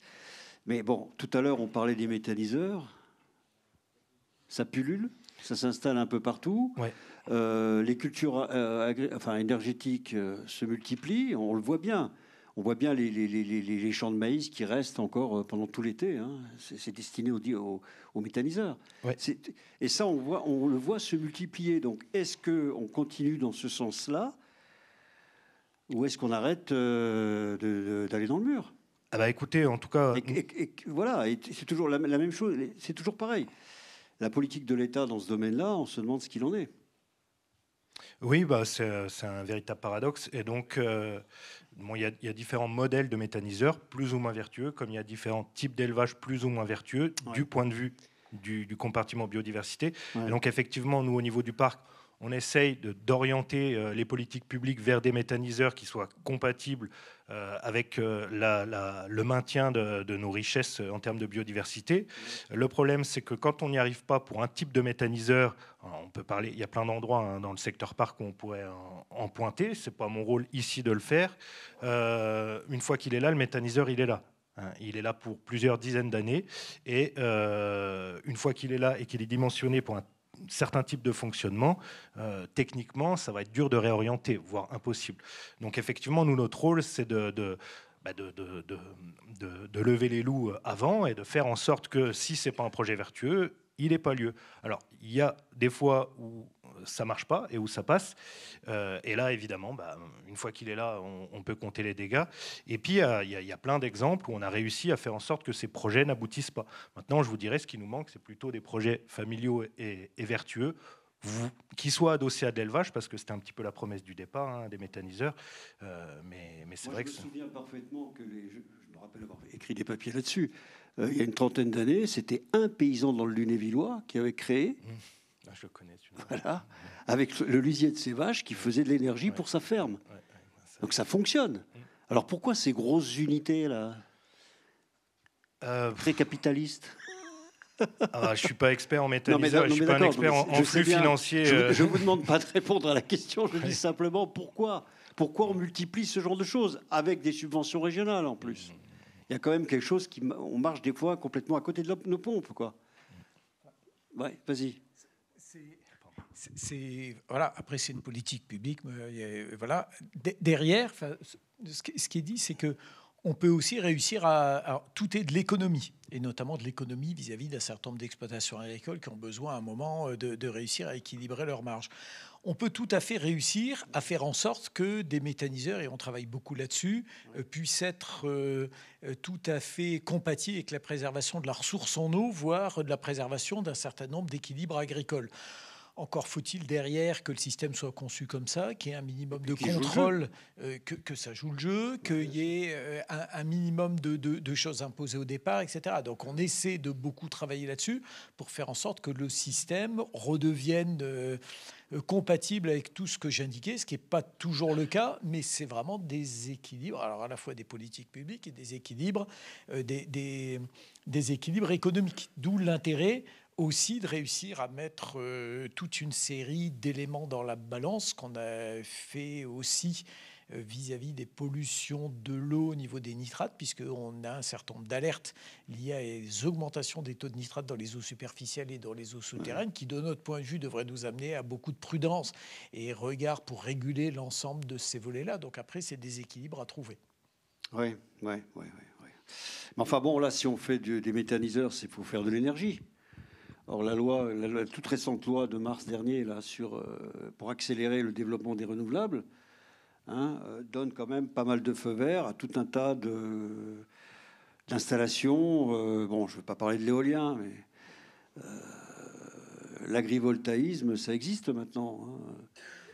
Même des plans d'eau. Je donnais l'exemple du plan d'eau que je montrais tout à l'heure, là, qui a été réhabilité, qui a été renaturé, sur le secteur de Velle-sur-Moselle. Il y a eu un appel à la commune de Velle, à la maire de Velle, pour lui proposer d'installer des panneaux photovoltaïques sur ce site. Voilà. Donc, est-ce que je ne sais pas, moi, il y a quand même des choses. J'ai vu que normalement, cet agrivoltaïsme, ces multiplications de sites de panneaux photovoltaïques, normalement, c'est pas sur les terres agricoles, ça doit être sur des terrains cultes, des terres en friche. Or, c'est sur ces terrains cultes, ces terrains en friche, qui restent des fois un peu de biodiversité. Donc, en fait, on va casser ça. C'est ça que je trouve. Je sais pas où on va, mais il y a des choses qui me. Total. Des politiques publiques. C'est-à-dire que moi, c'est un peu intéressé, puisqu'on travaille aussi sur les pelouses calcaires, qui sont des super milieux pour mettre du photovoltaïque. Moi, le CSRPN s'est penché dessus. Donc là, c'est une nouvelle menace qu'on n'avait pas du tout vu venir, en se disant le photovoltaïque, on trouve ça très bien. Je veux dire, c'est vertueux, il n'y a pas de problème. Sauf que comme il y a eu un lobbying agricole, essentiellement en Lorraine d'ailleurs, puisqu'on voit dans d'autres régions des fermes photovoltaïques se faire sur des zones agricoles sans que ça se fait. Bon, en Lorraine, il y a eu des choix politiques qui vont, à mon avis, changer, qui se sont dit on va faire ça sur les friches. Or, les friches, c'est justement les pelouses calcaires. Cette carte des friches, elle recoupe la carte des zones naturelles aussi. Et personne ne s'est posé la question de se dire, mais en même temps, il y a une certaine incohérence qui fait qu'on se retrouve. Je pense qu'aujourd'hui, le conservatoire protège des pelouses calcaires plein sud, très bien orientées, qu'on pourrait plus protéger aujourd'hui. Aujourd'hui, on est confronté, une commune est confrontée soit à confier son terrain au conservatoire en conservation de pelouses calcaires ou même d'anciennes carrières qui peuvent être intéressantes. Et en face de lui, le conservatoire qui lui propose quelque chose de gratuit et de vertueux contre un promoteur en photovoltaïque qui va lui proposer 20 000 euros par an voire de loyer, plus. Voire plus. Enfin, là, c'est 20 000 euros si c'est sur 10 hectares. Si c'est sur 20, ça fera 40 000, etc. Donc avant, c'était des terrains qui intéressaient personne, sauf les naturalistes et le conservatoire. Aujourd'hui, ces terrains intéressent. Alors, quelquefois, ils vont même loin. Ils ont même proposé d'en mettre sur la réserve naturelle de Pagny-la-Blanche-Côte. Le maire a quand même été approché. Donc on se dit, bon, là, ça ne va pas se faire. Mais je veux dire, il y a une grosse... Voilà, non, ça va très loin.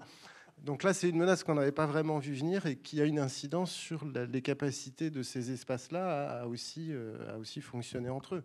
Et sur les étangs, la Fédération Lorraine d'Aquaculture Continentale a été aussi sollicitée pour mettre sur certains étangs des parcs photovoltaïques, alors qu'on est dans des logiques de conservation des étangs qui restent. Voilà, donc on marche un peu sur la tête, sachant que c'est subventionné et encouragé par les pouvoirs publics. Toutes ces fermes photovoltaïques, quoi. Donc là, le retard des énergies renouvelables. Oui, parce qu'on l'a pas fait avant. Et là, on est obligé d'aller sur une course un peu à la va-vite sur des terrains dont on n'a pas mesuré qu'ils avaient d'autres fonctions. Et c'est pas parce que c'est une friche que c'est pas intéressant et qu'il faut absolument faire autre chose. Et ça, c'est un peu dramatique, sachant qu'il y a de la place quand même dans les zones commerciales. Enfin voilà, on pourrait raisonner aussi autrement. Il y a de la place en zone agricole aussi. Alors, bon, là, je parle. Alors, la FNSE à côté de moi ne dirait pas la même chose, mais je pense que l'agriculture a aussi sa part à donner en termes d'hectares et que tout ne doit pas retomber sur les rares espaces naturels qui restent, quoi. Voilà. Le problème de l'agriculture, c'est toujours pareil. Si on est sur une surface céréalière, ça ne marche pas, quoi. À moins de mettre des panneaux isolés. C'est aussi pour ça, on parlait de milieu, que c'est très important d'avoir un certain nombre de mesures de préservation d'un certain nombre de milieux. On se posait la question... avec l'ensemble des partenaires avec lesquels on travaille à l'échelle de la région, il y a régulièrement des discussions en disant mais on a déjà préservé plein de sites, ça va bien, il y a des sites qui ne pourront pas être dégradés. Regardons ce qui se passe juste de l'autre côté de la frontière. Je suis fait un tour il y a quelques mois en Allemagne. Les méthaniseurs se sont développés de manière beaucoup plus importante que chez nous. Comme l'éolien. Et toutes les petites terres, les petits bouts de pelouse sur des secteurs où c'est pas très intéressant de faire des céréales, mais ils ont été retournés pour être mis en céréales, pour alimenter les méthaniseurs en ensilage de céréales non mûres. Et donc, d'où l'intérêt, on a déjà pas mal de résultats sur le secteur Grand Est, de réussir à préserver de manière assez forte, en liaison avec les collectivités qui doivent y voir un intérêt, de préserver des milieux naturels pour avoir déjà sur ces milieux des zones de protection pour éviter que ces zones les plus emblématiques soient dégradées. Oui, mais enfin, c'est quand même un chantier immense, quoi. Parce que, oui. Oui, on va y venir tout à l'heure. C'est quand même un chantier gigantesque. Parce que quand on voit la puissance du lobby agricole, moi, je ne peux pas m'empêcher de rappeler que le nouveau président de la FNSEA, M. Rousseau, est un céréalier qui 700 hectares d'exploitation. Céréalier pur jus. Hein. Et en même temps, patron d'Avril, ex-Sophie Protéol, c'est-à-dire... c'était autrefois M. Xavier Belin, que je connaissais bien, qui était le patron de cette multinationale, parce que c'est énorme. Hein, et qu'est-ce que fait Sophie Protéol de l'éthanol? Donc là, on est quand même sur un lobbying quasi féroce. Et ce que je trouve remarquable, c'est quand on a donné les trophées hier, de voir toutes ces initiatives qui sont faites par des petites, vous savez, le petit colibri, comme la dame l'a rappelé, là, qui sont faites ici ou là pour préserver quelques prés vergers, pour recréer quelques linéaires de haies. Je trouve ça absolument remarquable, parce que quand on voit l'ensemble de l'évolution, on ne sait pas où on va, mais on y va tout droit, quoi. On va vers une banalisation liée à l'intensification agricole, une banalisation des paysages qui m'apparaît terrible. Dans une région comme la nôtre, où il y a justement eu toujours une grande diversification de paysages. Voilà, là, elle risque de perdre son âme. C'est terrible, ça. Oui. Tu parles des petites initiatives, parce que c'est vrai que nous, ici, sur le parc, tu vois, on a à peu près un peu plus de 15 hectares d'étangs qui sont répartis sur différents étangs. Vous n'allez pas mettre du photovoltaïque dessus? Non, je te rassure. Non, par contre, on est en pleine discussion avec le conservatoire, justement, pour travailler sur la renaturation de ces étangs. Oui. Comment on peut améliorer justement les linéaires de berge, comment on peut travailler sur les profondeurs, les différences de profondeur au niveau de l'étang pour amener en fait effectivement plus de biodiversité dans ces espaces, amener en travaillant sur l'habitat des possibilités pour les espèces de se déplacer. On a la chance d'avoir des espèces patrimoniales assez fortes ici, oui. Que ce soit la rainette qu'on a évoquée tout à l'heure. Et c'est vrai que on est dans cette logique tous de se dire comment on peut faire à travers nos actions, de proximité, comment on peut essayer de donner un coup de pouce à ces différentes espèces. C'est vrai qu'on collabore avec l'OANA sur effectivement la possibilité de poser des plateformes pour les aigles pêcheurs, pas forcément pour qui les utilisent, parce que c'est ça qui est intéressant, c'est de se dire que la pose de plateforme, elle n'est pas forcément que pour eux, elle est aussi pour le fait d'augmenter l'attractivité d'un site. Les études qui ont été menées en Norvège sur le sujet montraient assez bien qu'en fait, les oiseaux n'utilisaient pas forcément les plateformes, mais la présence du nombre de nicheurs en fait, sur les territoires augmentait de façon considérable. Et donc, c'est comment on va rendre un habitat un peu plus attractif pour certaines espèces de passage qui vont pouvoir s'arrêter, et à l'inverse, pour les espèces qui ont des difficultés de se déplacer parce que que ce soit les reptiles ou les amphibiens, qui ont donc des possibilités de dispersion qui sont moindres, comment on va reconstruire un maillage qui va leur permettre de pouvoir avancer. Et je pense que c'est ça qui est intéressant aujourd'hui, de voir comment, à travers toutes les initiatives qui voient le jour, eh bien, on observe des avancées, même si effectivement tout n'est pas rose, loin de là. Mais essayons de prendre ces initiatives et de voir comment on peut les valoriser et continuer à avancer pour qu'on amène un peu de positif. Oui, tu voulais parler des espèces. Oui. Une petite abeille sauvage, pour aussi évoquer le fait qu'il y a énormément de compartiments de biodiversité qu'on connaît encore peu oui. Ou pas assez. Dans le monde des abeilles sauvages, vous avez 1 millier d'espèces qui nous entourent, qui sont peu documentées, très peu documentées. Tout le monde connaît l'abeille à miel, Apis mellifera. C'est pas le cas pour les autres. Et souvent, elles sont extrêmement spécialisées. Donc, j'ai eu la chance sur le lac de Madine de trouver une petite andrène morte, donc je l'ai ramassée, puis j'ai essayé de la déterminer. Bon, coup de peau, j'ai réussi. Je suis arrivé à Andrena clarkella, c'est une andrène que je connaissais pas du tout, et qui d'ailleurs est tellement peu connue qu'elle n'a pas de nom vernaculaire. Elle a juste un nom scientifique, Andrena clarkella. Et cette Andrena clarkella, en regardant un petit peu sur son écologie, je me suis rendu compte qu'elle nourrissait ses larves exclusivement avec du pollen de saule. Exclusivement avec du pollen de saule. Et on est toujours en discussion. Si on parle des agriculteurs, certains agriculteurs n'aiment pas les saules en bord de cours d'eau ou de fossés, notamment quand il y a un réseau de drainage, parce que les racines vont remonter dans les collecteurs et boucher les réseaux de drainage. Donc moi, ça me fait un bon exemple. Je leur dis, oui, mais regardez, vos saules là qui vous embêtent, c'est vrai qu'ils vous embêtent, mais c'est pratiquement les premiers à faire du pollen à la sortie de l'hiver, début du printemps, pour tout un tas de bestioles, dont les abeilles à miel, dont toutes les autres que vous ne connaissez pas et que je ne connais pas. S'il n'y a pas de saule, il n'y a pas de nourriture, donc elles crèvent de faim. Voilà, donc ça, c'était un petit exemple aussi pour inciter le citoyen à se renseigner, parce qu'on a la chance de nos jours d'avoir plein d'outils participatifs, plein d'outils en ligne de reconnaissance, donc tout ce qui est entomofaune, tout ce qui est botanique, il y a vraiment plein de choses. Et je dirais c'est fini le temps des guides imbuvables et des clés de détermination qui sont extrêmement compliquées. Maintenant, tout le monde peut s'y mettre relativement facilement, donc ça, c'est une petite main tendue. Il y a juste une petite parenthèse, c'est que hier, lors des trophées de la biodiversité, l'un des prix a été remis à cette dame-là qui justement parlait de ces abeilles sauvages. C'est l'association apicole, je crois, un truc comme ça. Collectif Abeille Lorraine, pardon. Et vous voyez, ça va dans ce sens-là. Et alors l'autre espèce, du coup c'est moins réjouissant, c'est le buteur étoilé, mais c'était quand même pour parler des espèces qui étaient liées au milieu paludicole, au milieu des roseaux.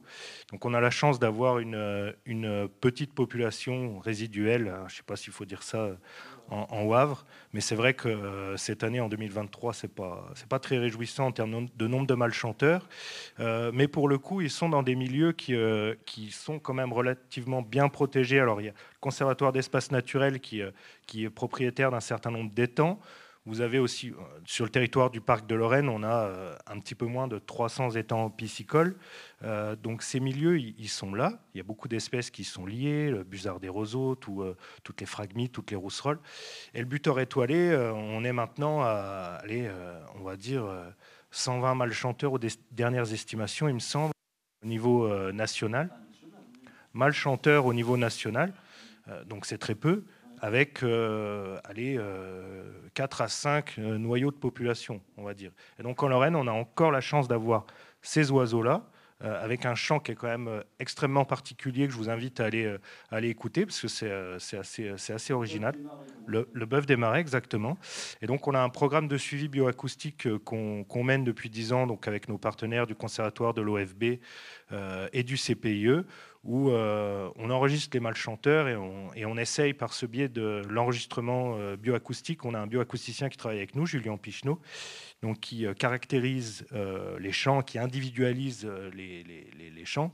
Et donc, on essaye d'en retirer des informations sur l'utilisation de l'espace et la réalité de la population qui fréquente le site.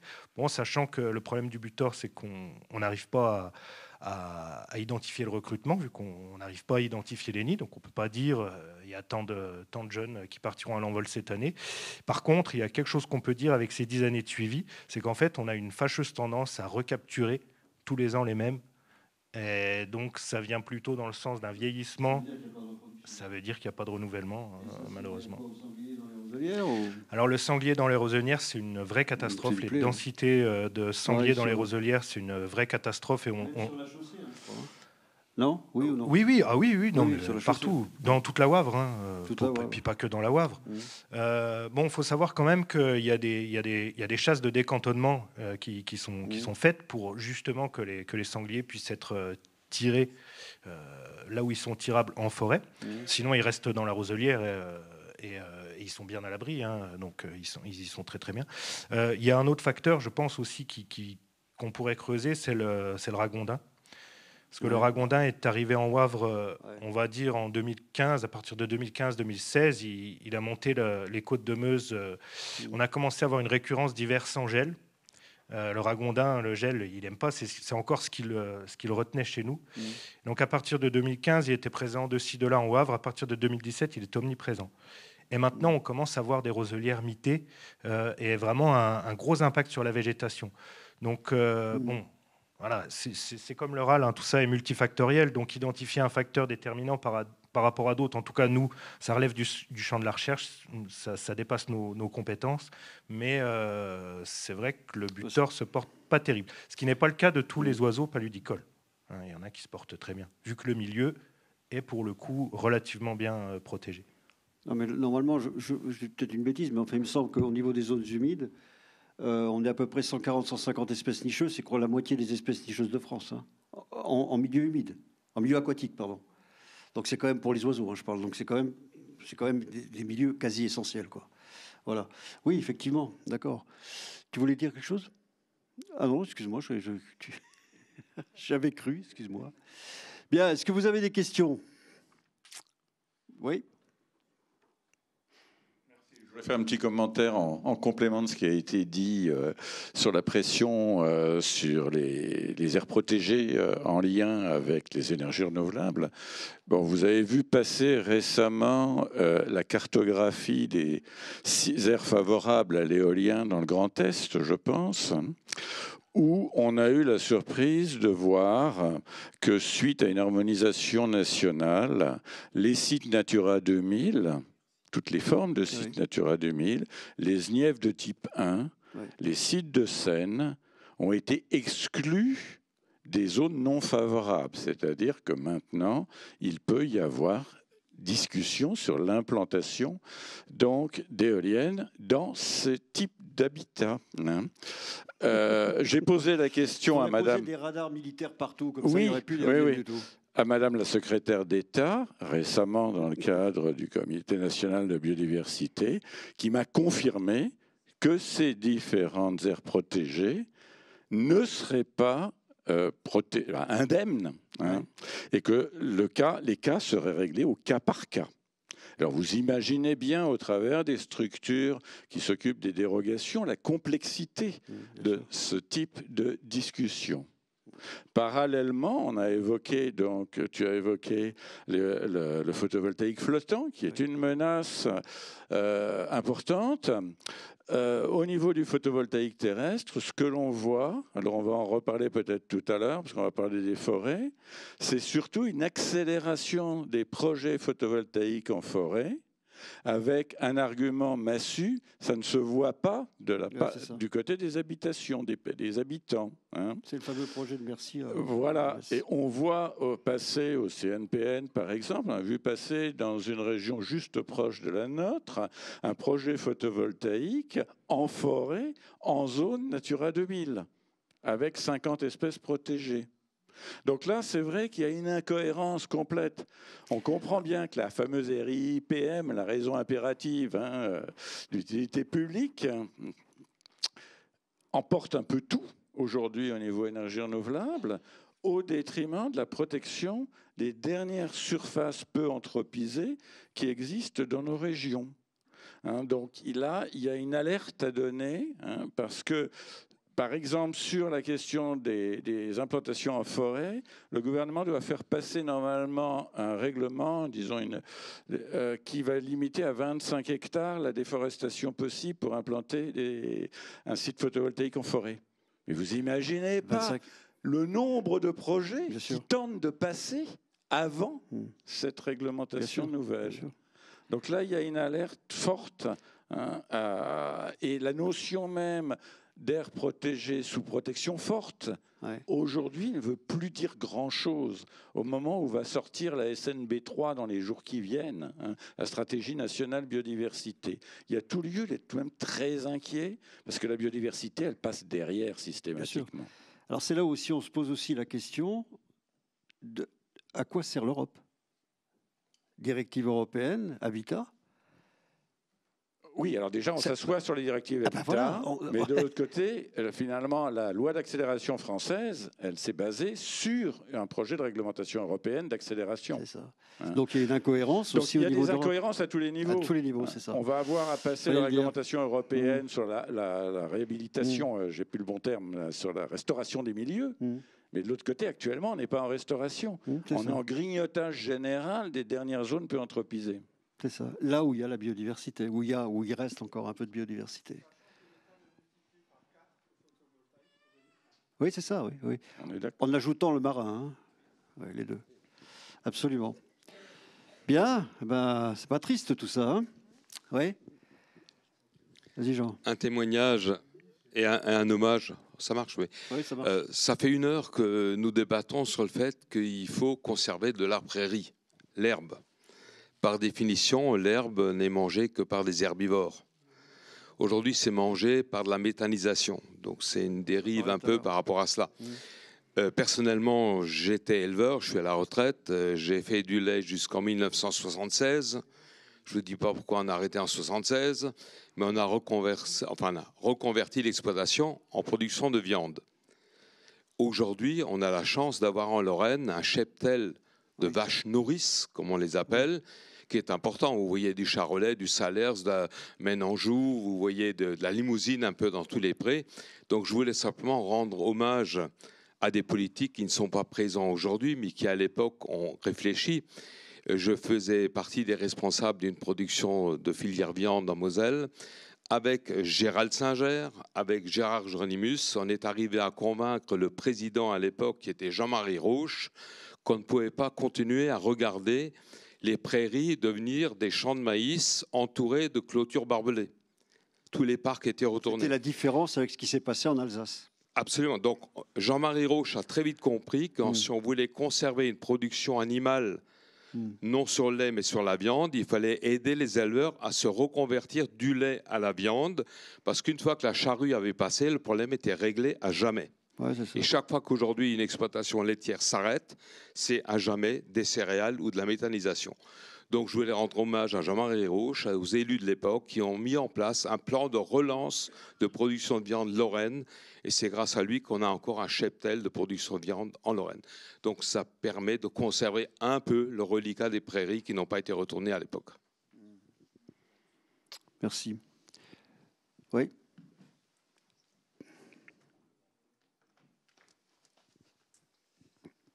Oui, bonjour. Donc, je travaille pour une exploitation une entreprise qui exploite des carrières, qui est responsable de la réhabilitation du site de la photographie que vous avez vu tout à l'heure.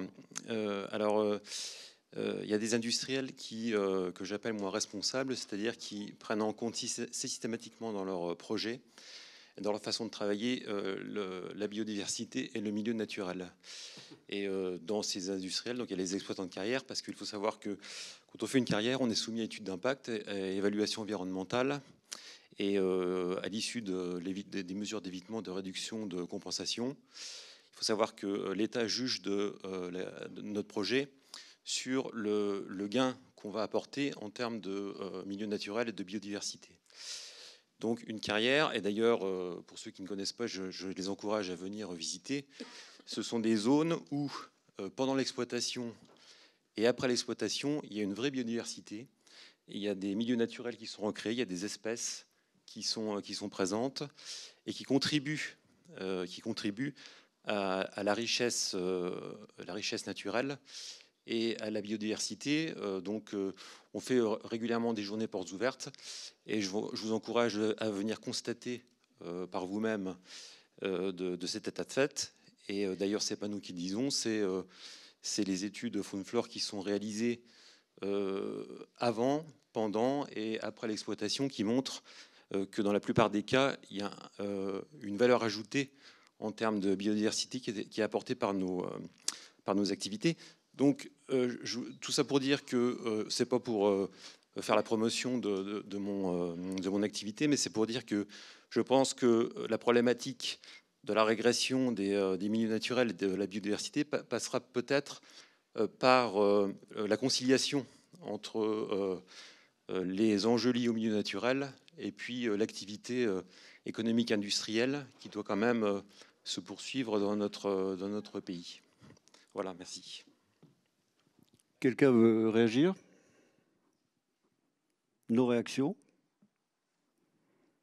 Très bien, impeccable.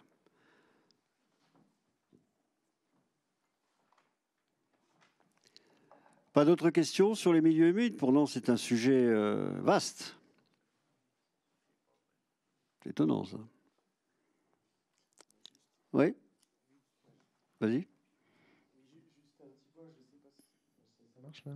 Oui, je ne sais pas si ça avait été abordé dans les autres tables rondes, mais par rapport aux zones humides qui sont des milieux quand même assez résilients, c'est-à-dire qu'on voit qu'on peut quand même reconstituer des zones humides. On l'a fait au conservatoire de Reméandré, ça fonctionne assez bien, c'est-à-dire qu'on a rapidement des espèces qui reviennent, ce qui n'est pas le cas forcément sur les pelouses calcaires ou des milieux comme ça. Donc le milieu humide, si on y met effectivement du soin pour retravailler, on a rapidement des espèces qui peuvent revenir, parce qu'on a une continuité physique, etc.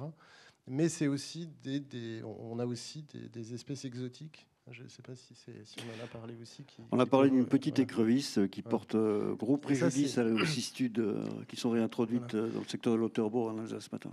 Et ça, c'est vrai que c'est aussi une problématique nouvelle qu'on a à gérer en tant que conservatoire et en tant que aussi naturaliste. C'est l'arrivée d'espèces de manière récurrente, et particulièrement dans les zones humides et particulièrement dans les zones alluviales. Sur la réserve naturelle de la Moselle, chaque année, on a des espèces en plus. Donc on pourrait se dire c'est bien, c'est super.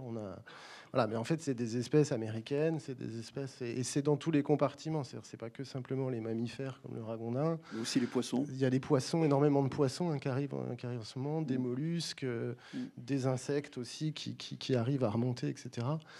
Des amphibiens, puisqu'on a une espèce en plus en Lorraine par rapport à toute la France, puisqu'on a une espèce qui on pourrait peut-être en parler, c'est le fameux petit sonneur. Voilà, le sonneur à vente de feu qui a été introduit accidentellement avec la pisciculture et qui nous vient d'Europe de l'Est. Donc on pourrait se dire c'est bien, on a une espèce en plus dans la liste des amphibiens, mais sauf qu'on ne sait pas du tout quel peut être l'impact de ces espèces. Aujourd'hui, on le mesure pas forcément.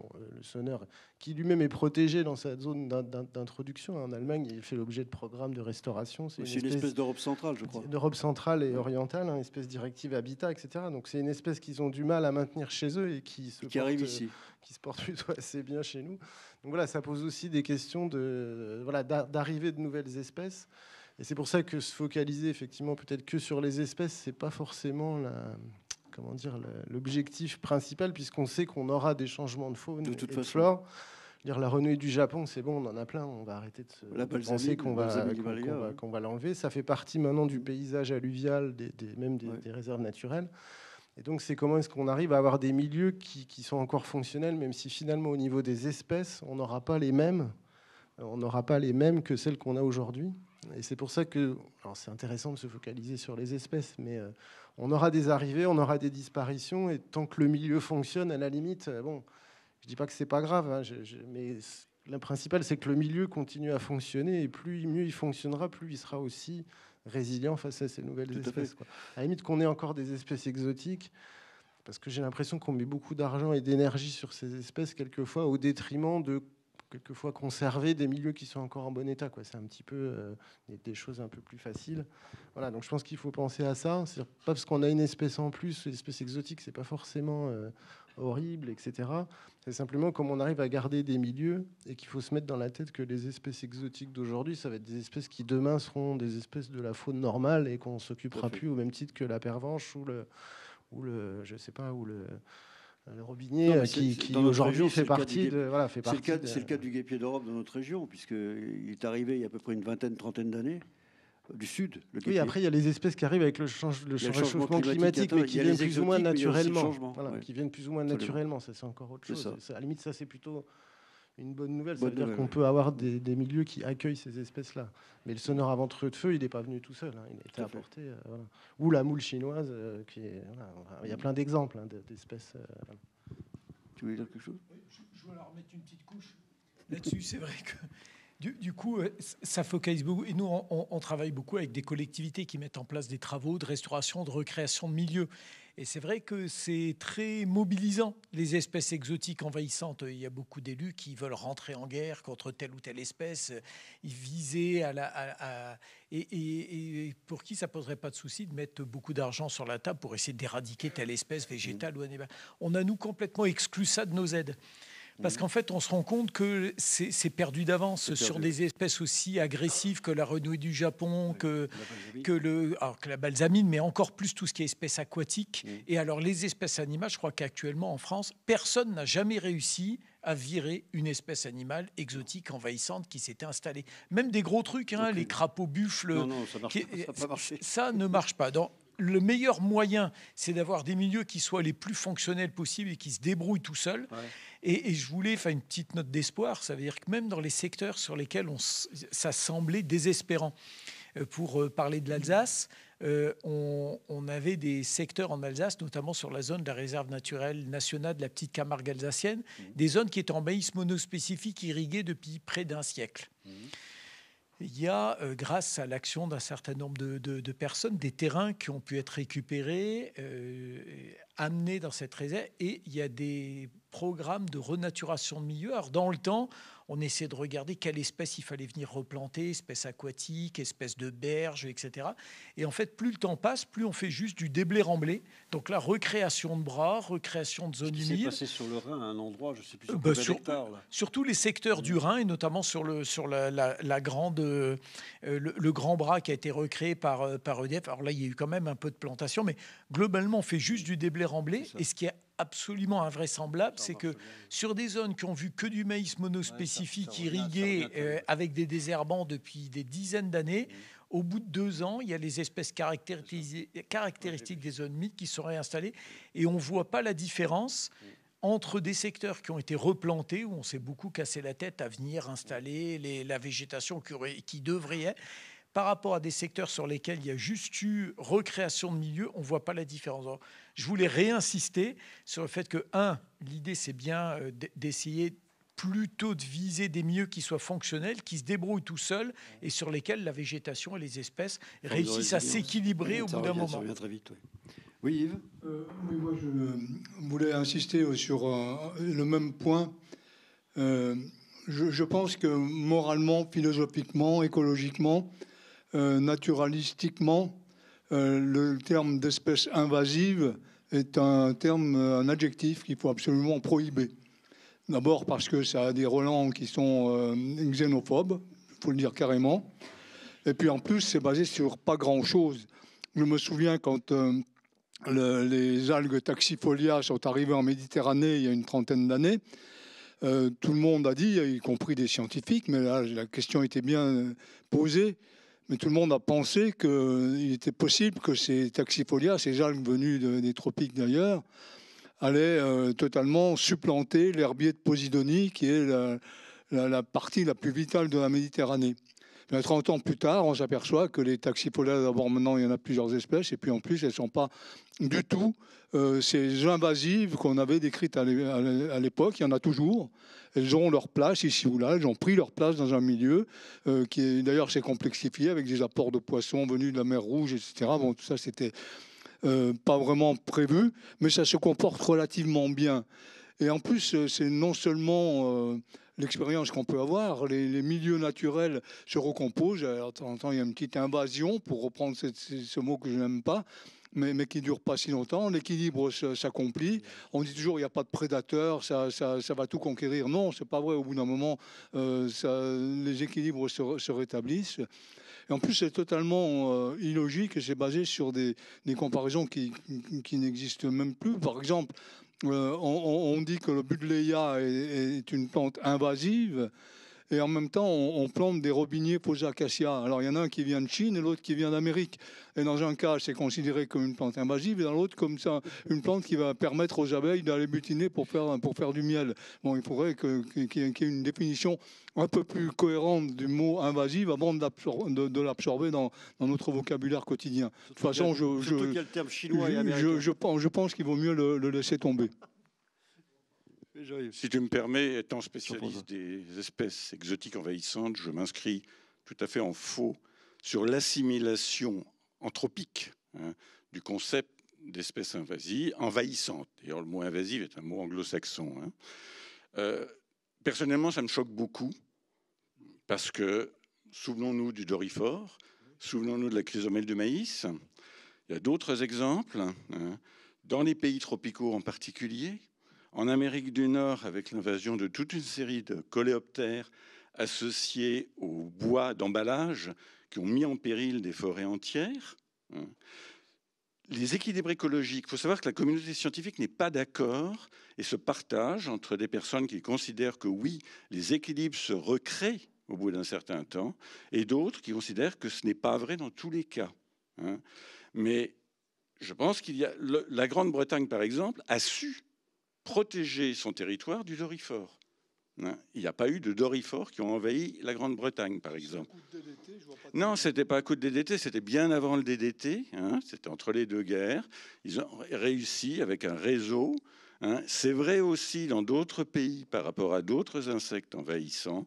Il y a des cas en particulier lorsqu'il s'agit de ravageurs de l'agriculture ou des forêts où les conséquences socio-économiques d'une invasion biologique peuvent être extrêmement graves. Mais de grâce, n'assimilez pas le travail sur les espèces exotiques envahissantes à une vision xénophobe au niveau des populations humaines. De mon point de vue, c'est extrêmement choquant, du fait de mon travail personnel et du travail de toutes les équipes de recherche qui travaillent sur les espèces exotiques envahissantes. Excusez-moi d'être un peu ému par rapport à ça. Ce n'est pas la première fois que je suis confronté à ce genre, non pas d'accusation, mais d'assimilation qui, pour un biologiste, peut apparaître extrêmement choquante. Oui, mais à condition de dire...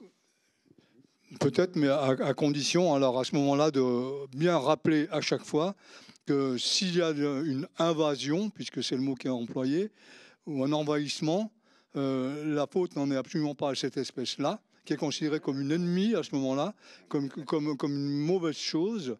La faute en incombe uniquement à l'homme qui sème la zizanie totale dans la distribution des espèces sur la planète. Et il faut bien rappeler ce fait-là en prolégomène à toute activité sur les espèces invasives. Je suis parfaitement d'accord avec vous là-dessus. Ce qui s'appelle l'anthropocène. Je vais vous demander... Oui, une question? Non? Décidément, avec ce truc-là. Oui, là-haut. Je suis désolé, je ne vois pas avec le spot.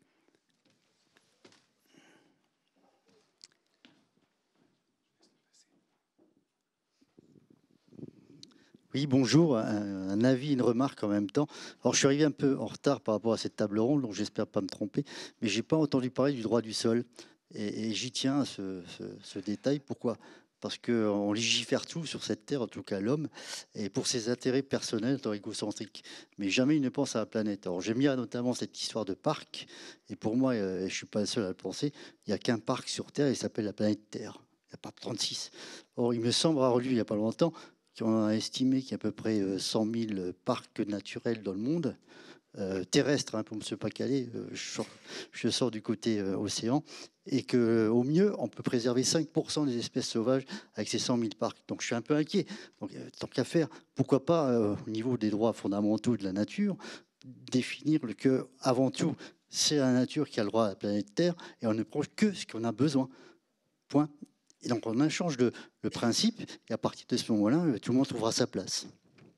Mais il faut légiférer dans ce moment-là, mais à partir du fonctionnement naturel, non pas à partir des intérêts de l'humain. Ouais, merci. Ouh là là, c'est très compliqué ça, parce que le droit. Ah oui, mais c'est réaliste. Oui, c'est réaliste. Le droit Désolé, du sol, tu peux, à ce niveau-là, c'est quand même extrêmement compliqué de trouver une solution. Pourquoi faire simple quand on peut faire compliqué? C'est ce que fait l'homme aujourd'hui. Non, mais de toute façon, l'homme a toujours fait compliqué, de ce côté-là. Donc c'est perdu d'avance. Voilà. Bon, je pense pas. Mais bon, là, de ce côté-là, c'est quand même beaucoup plus compliqué que ça. Bien, je vais demander à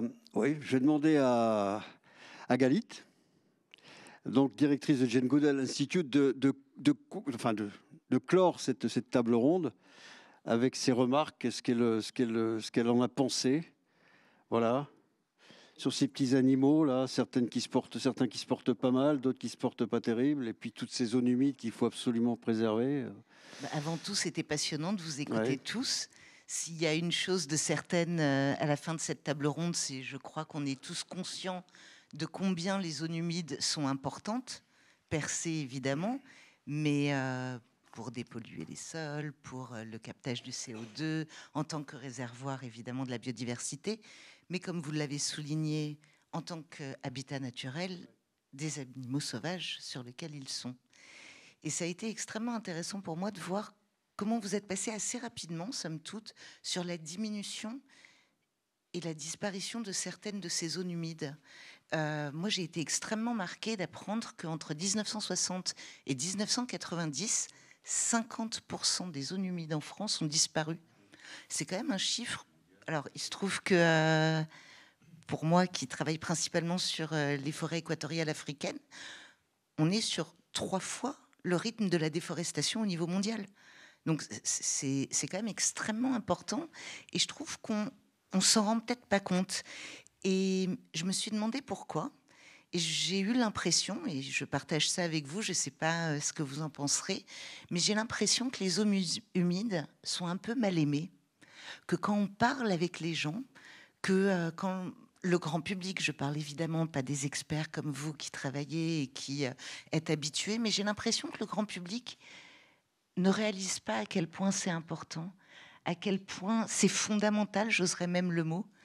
Et j'ai l'impression que collectivement, on aurait peut-être un petit échec en termes de sensibilisation, en termes d'information. Ces zones humides, elles nous rappellent le vivant, le retour du sauvage, qui est un peu le fil rouge de cette journée. Et j'ai trouvé que ce sauvage qui nous attire tous et qui nous fait peur, parfois, il y a de la désinformation, de la mauvaise information, du manque d'information. Et je crains qu'on soit tous un tout petit peu coupables à ce niveau-là, du fait de rappeler, et je me permets de rejoindre ce que vous disiez tout à l'heure, du fait de rappeler que l'homme fait partie du règne animal, que tout est lié dans le vivant, que dans cette tapisserie de la vie qui nous lie tous, on ne peut pas en retirer un, que ce soit un habitat naturel comme la zone humide, que ce soit une espèce en considérant qu'elle est... alors je ne vais pas rentrer dans le débat, excusez-moi, mais envahissante ou pas, ou quoi que ce soit. Mais je pense que c'est pour chacun d'entre nous une table ronde qui a été vraiment passionnante, parce qu'elle permettait surtout pour moi de se rendre compte qu'au Jane Goodall Institute, on travaille beaucoup sur le fait que les hommes, les autres animaux et notre environnement partagé, évidemment, nous sommes tous liés. Que pour protéger l'animal sauvage, il faut protéger son environnement naturel, et que tout ceci ne peut se faire que par, pour et avec les populations qui habitent autour. Tous les débats que vous avez soulignés, toutes les solutions que vous avez mentionnées m'ont émerveillé de co-construction. Je suis extrêmement impressionnée comment dans l'Est, ici, vous travaillez ensemble sur ces différents sujets et combien vous avancez ensemble sur ces différents sujets. Donc, je ne sais pas si c'est une conclusion, mais en tout cas, ça m'a beaucoup marqué et je tenais à vous remercier tous pour tout ce que vous nous avez apporté aujourd'hui. Merci beaucoup.